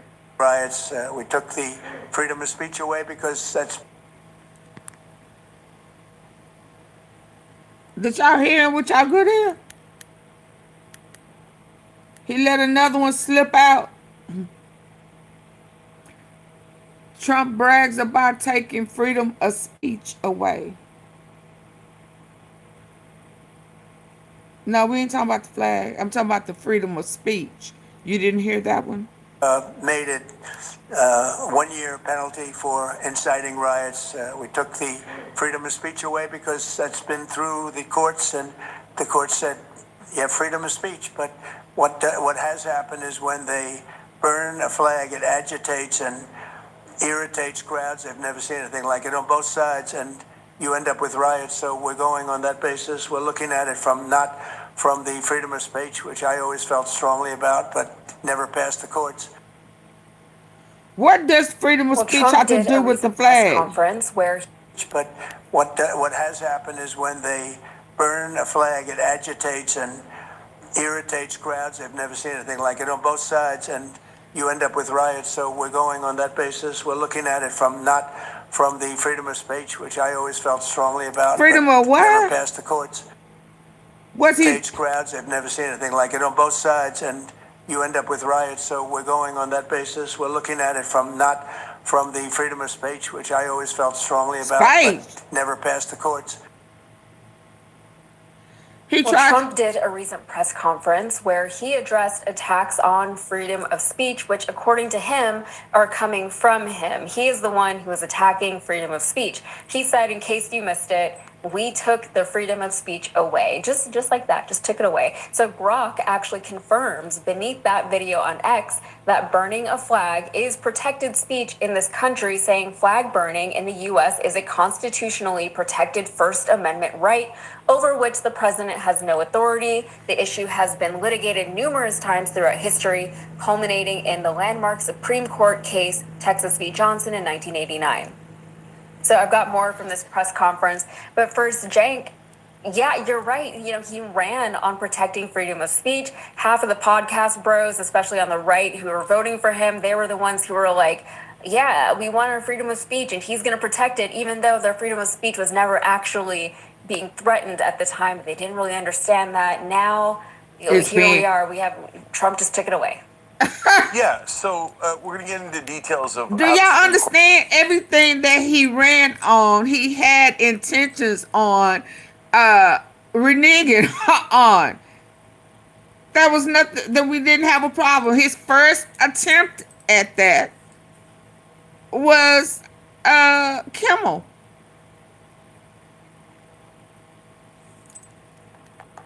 So he came in with the intent of taking our freedom of speech. And then he ran out. What is wrong with this man? He addressed attacks on freedom of speech, which, according to him, are coming from him. He is the one who is attacking freedom of speech. He said, in case you missed it, we took the freedom of speech away. A big piece of poop. Just like that, just took it away. So Grok actually confirms beneath that video on X that burning a flag is protected speech in this country, saying flag burning in the U.S. is a constitutionally protected First Amendment right over which the president has no authority. The issue has been litigated numerous times throughout history, culminating in the landmark Supreme Court case, Texas v. Johnson in 1989. So I've got more from this press conference, but first, Cenk, yeah, you're right. He ran on protecting freedom of speech. Half of the podcast bros, especially on the right, who were voting for him, they were the ones who were like, yeah, we want our freedom of speech and he's going to protect it, even though their freedom of speech was never actually being threatened at the time. They didn't really understand that. Now, here we are. We have Trump just took it away.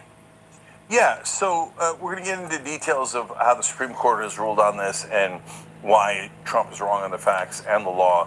But most importantly, you all saw him run on freedom of speech, right?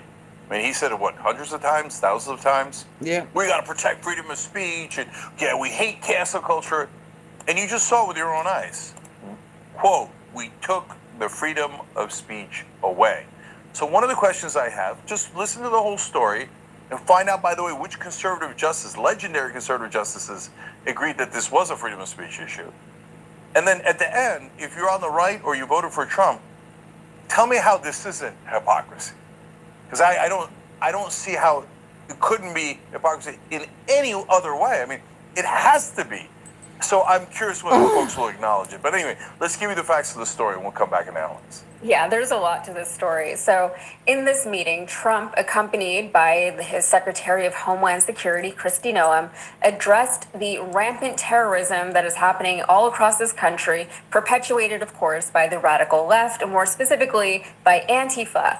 But the question is, who is Antifa? No one knows. The term Antifa refers to a decentralized movement or ideology representing anyone that is against fascism of any kind. The use of the term goes all the way back nearly 100 years to Nazi Germany, and it has been used many times since then across Europe and Asia whenever authoritative fascist regimes try to assert dominance over the populace. So still, Kristi Noem claims that her ICE agents recently picked up the girlfriend of one of the founders of Antifa. Take a look. They have been so bold in making sure we're bringing those individuals to justice. One of the individuals we arrested recently in Portland was the girlfriend of one of the founders of Antifa, and that we are hoping that as we go after her, interview her, and prosecute her, we will get more and more information about the network and how we can root them out and eliminate them from the existence of American society. But this administration, as we were talking about in the previous story, they love to deal in these vague, broad terms. And that is understandable because the more specific terms, they tend to confuse them. So here is a clip of Trump from that same press conference asking who in response to a question about habeas corpus. Have you given any more thought to possibly suspending habeas corpus to not only deal with these insurrectionists across the nation, but also continue rapidly deporting illegal aliens? Is suspending who? Habeas corpus. So. I don't know. I'd rather leave that to Christie. What do you I know, think? because you don't know what that No, means. sir, I haven't been a part of any discussions on that. They don't know what that. And it's particularly funny that he asked Christy Noam about habeas corpus because until recently, she also did not know what it meant. So, Secretary Noam, what is habeas corpus? Well, habeas corpus is a constitutional right that the president has to be able to remove people from this country and suspend their rights. Let me stop you, ma'am. Suspend their Habeas rights. corpus, excuse me, that's incorrect. Absolutely. Removing people from this So a lot country. of this comes down to rhetoric and diction, and that's no accident.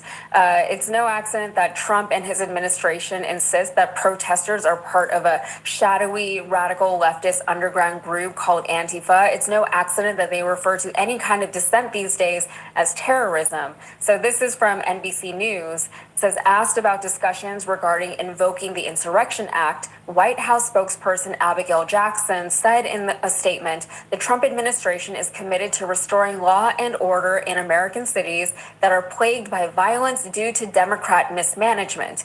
And President Trump will not stand by while violent rioters attack federal law enforcement officers. The administration will work to protect federal assets and officers while making American cities safe. The act gives the president broad discretion regarding its invocation. It can be invoked at the request of a state or when the president determines that conditions like unlawful obstructions, rebellion, or insurrection have made it difficult to enforce the law. During the Civil Rights era, 3 presidents, Eisenhower, Kennedy, and Johnson, used the act to protect activists or enforce court orders mandating desegregation. It was last used at the request of California's governor during the 1992 LA riots. So finally, there's one more term that I want to highlight here. That is, you might have seen it in the news. It's plenary authority. First of all, what is it? So plenary, it's the Legal Information Institute of Cornell's Law School defines plenary authority as power that is wide-ranging, broadly construed, and often limitless for all practical purposes. It is most often applied to legislative bodies as when government chooses to levy a tax or expend revenue. Lawmakers do not need to refer to the courts or a higher federal power for authorization to act when they have plenary authority over a matter. So, again, very vague, very much up to interpretation what any of that even means. And with the Trump administration calling people terrorists just because they don't abide by the things that ICE are doing, or even what's going. That ain't what it says. The literal meaning of habeas corpus is you shall have the body. That is, the judge must have the person charged with a crime brought into the courtroom to hear what he's being charged with. Oh, that's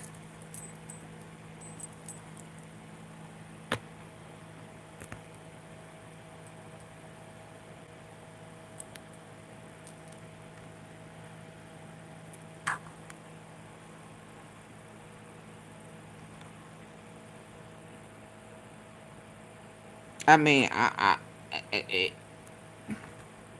it makes perfect sense to me. The judge must have the person charged with the crime brought into the courtroom to hear what he is being charged with.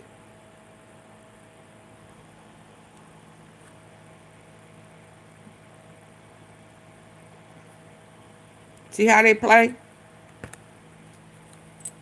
See how they play? Come on. going on in all these various cities where the National Guard has been deployed, also saying things are insurrections. He is not the judge. We're not all insurrectionists, all right? We saw what an insurrection looks like. We all watched it happen live on January 6th. So watch what happened, though. Them are. When Trump lackey Stephen Miller appeared on CNN and seemingly glitched after mentioning Trump's plenary authority. Y'all, come on, double tap. I need 20 likes, please. Come on, y'all. With the Ninth Circuit. Isn't that I would note the crazy? administration won an identical case in the Ninth That Circuit. is so crazy. So watch what happened, though.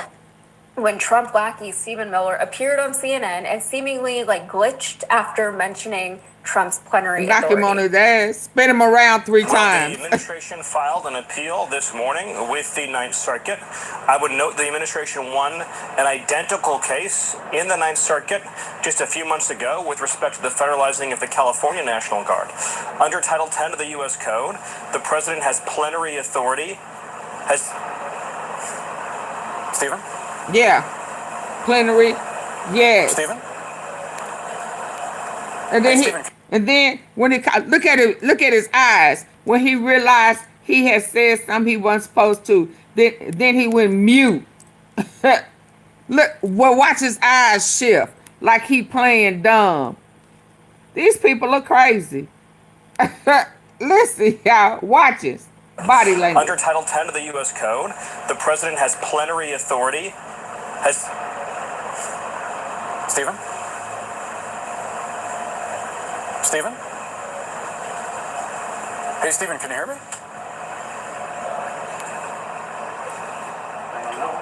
It seemed, Stephen, I apologize.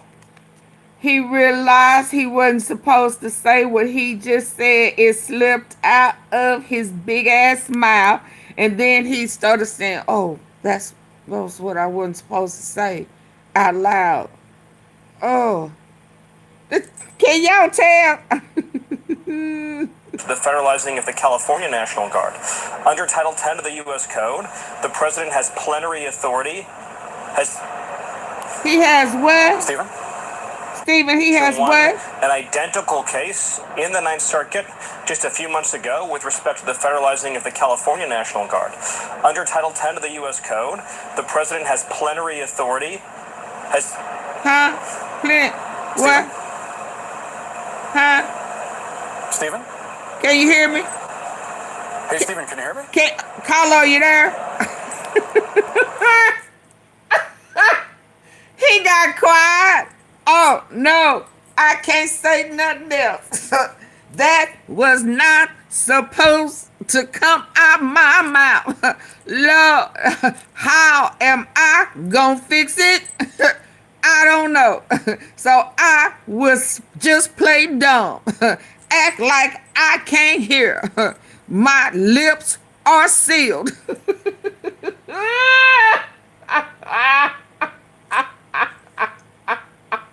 Oops, I think it slipped.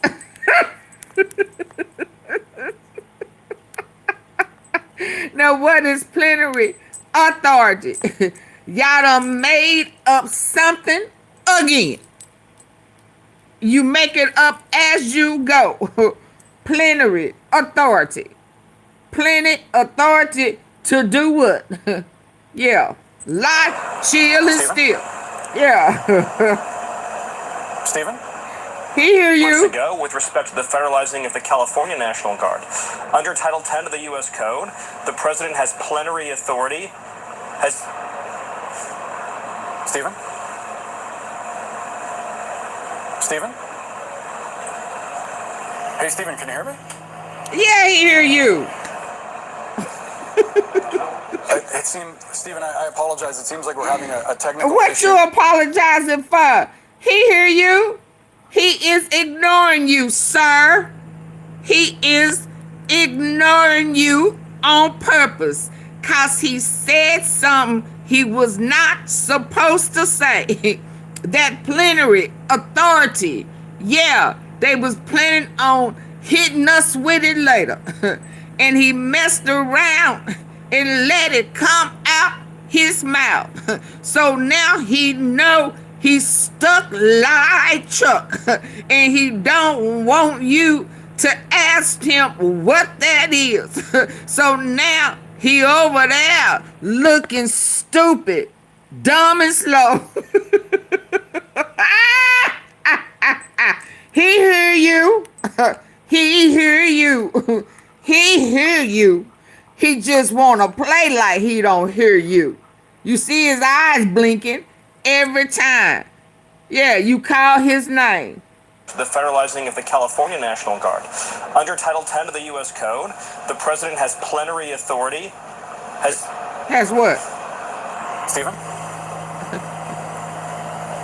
Stephen? Huh? Hey, Stephen, can you hear me? Yeah, he hear you. You see his eyes moving. It seemed, Stephen, I apologize. Yeah. It seems like you're having a technical issue.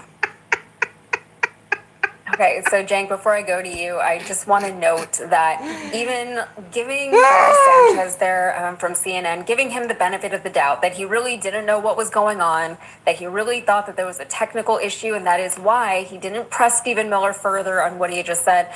This portion of the interview is no longer available through CNN. They've edited this portion out. What? And, you know, arguably you could say, well, there wasn't anything of substance in that They quick, edited but it. I think most people would not agree with that assessment because obviously he said something that he feels as though he shouldn't have said. Maybe somebody was speaking to him saying stop, stop, stop in his earpiece. But whatever the case is, I guess, you know, as somebody who is on camera for a living, maybe that's something I can try. If I say the wrong thing, I'll just stop talking and just like pretend, just freeze frame. What do you think, Jay? Yeah, you know, we've been doing the Young Turks for 23 years, so there have been a couple of times where politicians pretended that there was something wrong with their ears. Just freeze. And those are always hilarious. So, look, I don't know what happened there. Maybe there was a technical problem. Thank you. Maybe, Starch, man, Mandy, thank you. Kind of glitched out, as people are saying, because he realized, oh, wait, I definitely shouldn't be saying this. It might be something they were planning to make a case for later, but it is curious that he happened to stop right as he was claiming that the president has, I think he had a boo-boo. potentially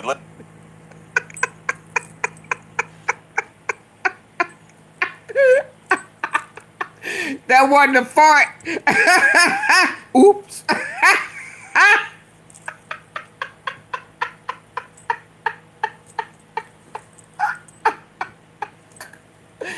You have to raise your church finger up and scoot on out to the side. That was not a fart. That was a boo-boo. limitless power, right? And that's when because that's part of the definition of plenary authority. They were planning to make a case, oh wait, I definitely shouldn't be saying this. It might be something they were planning to make a case for later, but it is maybe you know, he kind of glitched out, as people are saying, because he realized, oh wait, I definitely shouldn't be saying this. No. It might be something they were planning to make a case for later, but it is he looked like a rodent from right as he was claiming that the president has, as he has should explained, have kept moving his lips. potentially limitless power, right? He froze. And that's when He stuck like that's Chuck. part of the definition of plenary authority, right? And look, one of the things that'll be key in this administration is Stephen Miller is 100% pushing for all the different things we've shown you, including on yesterday's show, of things of calling anyone who they claim is not abiding by American family values, Trump anyway, Christianity, they consider anti-Christian. Except now Hegseth's doing a purge of anyone who's ever criticized Charlie Kirk. I mean, this is like ludicrous stuff. And so calling people terrorists, saying you have unlimited authority, saying that there's an insurrection in the country. Really, right now there's an insurrection in the country? Right now. Like, you're all worried that the House is going to be taken over by anti-American forces and you're all bunkering down. There's no insurrection, right? They're using it obviously as an excuse to call the left wing and any Israeli critic terrorists, etc. So how are Trump voters going to respond to that? We know how the Y'all, left is I going need to respond. 20 Non-Trump likes. voters are going to respond. I need 20 likes real quick. Come on. Please just double tap your screen. Come on. 1, 2. Just double tap your phone or hit the thumbs up on your computer. We've been here 2 hours plus. Please hit the double tap just like this on your phone. Double tap. 8 more, please. That's go. 8 more people. Double tap. Double tap. Plenary authority. Then went silent. That is funny as heck. And just stood there. 6 more, please. 6 more. I'm trying to hang in there. It's after midnight. I'm past my bedtime. This has been a treat. We've learned some things. They don't have a case. They trying to pull a stunt. I need 6 more likes. Double tap. Come on. 5. Come on. Let's go. Give me 5. Come on. Let's go. Give me 5. 5 on the black side. Granted to an individual. Okay, so an example of plenary power granted to an individual is the power to grant pardons. Okay, for federal crimes. Okay, not state. So that's about a pardon, which is bestowed upon the President of the United States under Article 2. So what was he talking about? Yeah, I need 3 more likes. So he had pardon on his mind. I wonder, is it because of just Lane or the people in the military? Oh, one of them. Oh man, I need to show y'all that. Come on, I need 3 more. Oh, where's my tablet? A veteran in uniform got arrested. Y'all do know they won't swear in the lady from Arizona, but they holding secret meetings, Congress. Y'all, do y'all know that? Double tap. Come on, I need 3 more likes. Let me get this up real quick. Oh yeah, they holding meetings and lying to us and having us think they not doing nothing. They not in session. Ain't that what they say? Y'all, come on. 3 more likes.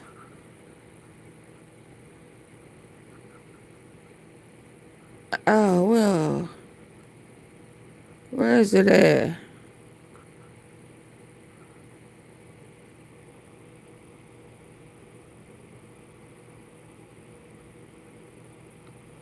Oh, they took it down.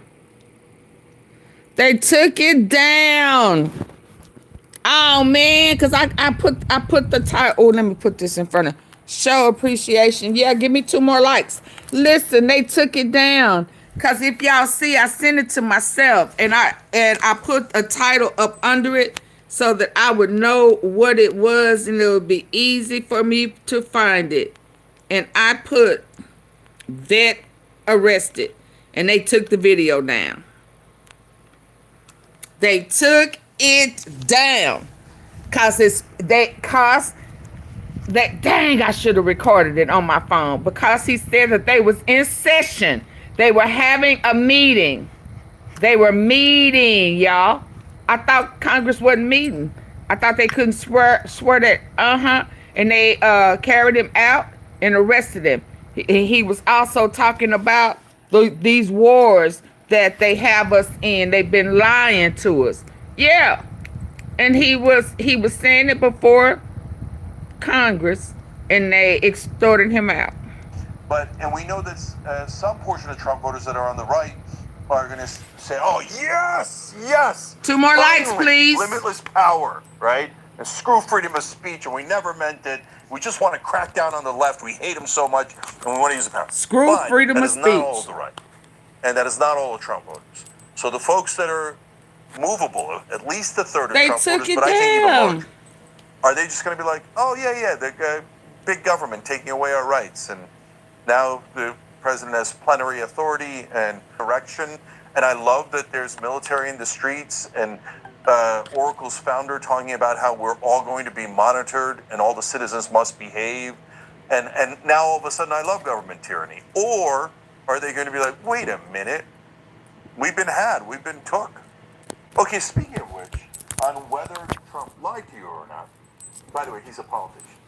Okay, y'all. I'm gonna have to go. I can't get y'all to give me 2 more likes. Clip we showed you in this segment, we're going to take freedom of speech away.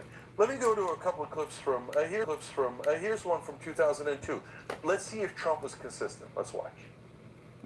If we don't have free speech, then we just don't have a free country. It's as simple as that. If this most fundamental right is allowed Okay, y'all. Good night. I couldn't get y'all to give me. Well, there go one. Come on. Dominoes, one by one. I need one more like. The censorship cartel must be dismantled and Now this was in 22. He's such a hypocrite. Let me go to a couple of clips from here's one from 2000. One more, y'all. Come on. Trump was consistent. No, he ain't consistent. If we don't have free speech, then we just don't have a free country. It's as simple as that.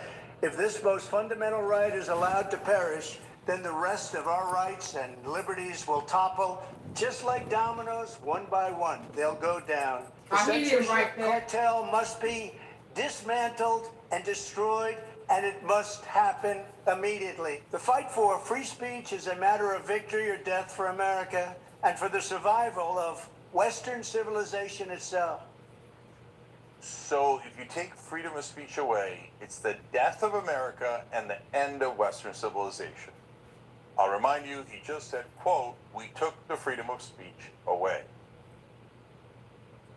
Okay, now, if you say, well, no, flag burning is not freedom of speech. Well, first of all, the Supreme Court has ruled that way. Antonin Scalia, the most conservative justice of my lifetime, voted with the liberal justice, so did other conservatives, in saying, yeah, we hate flag burning. That's not the issue. The issue is, are you allowed to say it? We hate the N-word. We hate any kind of bigotry, racism, etc., but it doesn't mean you're not allowed to say it. The whole point of freedom of speech is to say unpopular things, right? So, but even if you were to say, okay, look, I don't think it's freedom of speech to burn a flag, even if the Supreme Court disagrees, even if the Constitution disagrees. Okay, y'all. Good night. What does Trump think? Because Trump said earlier, if you hear where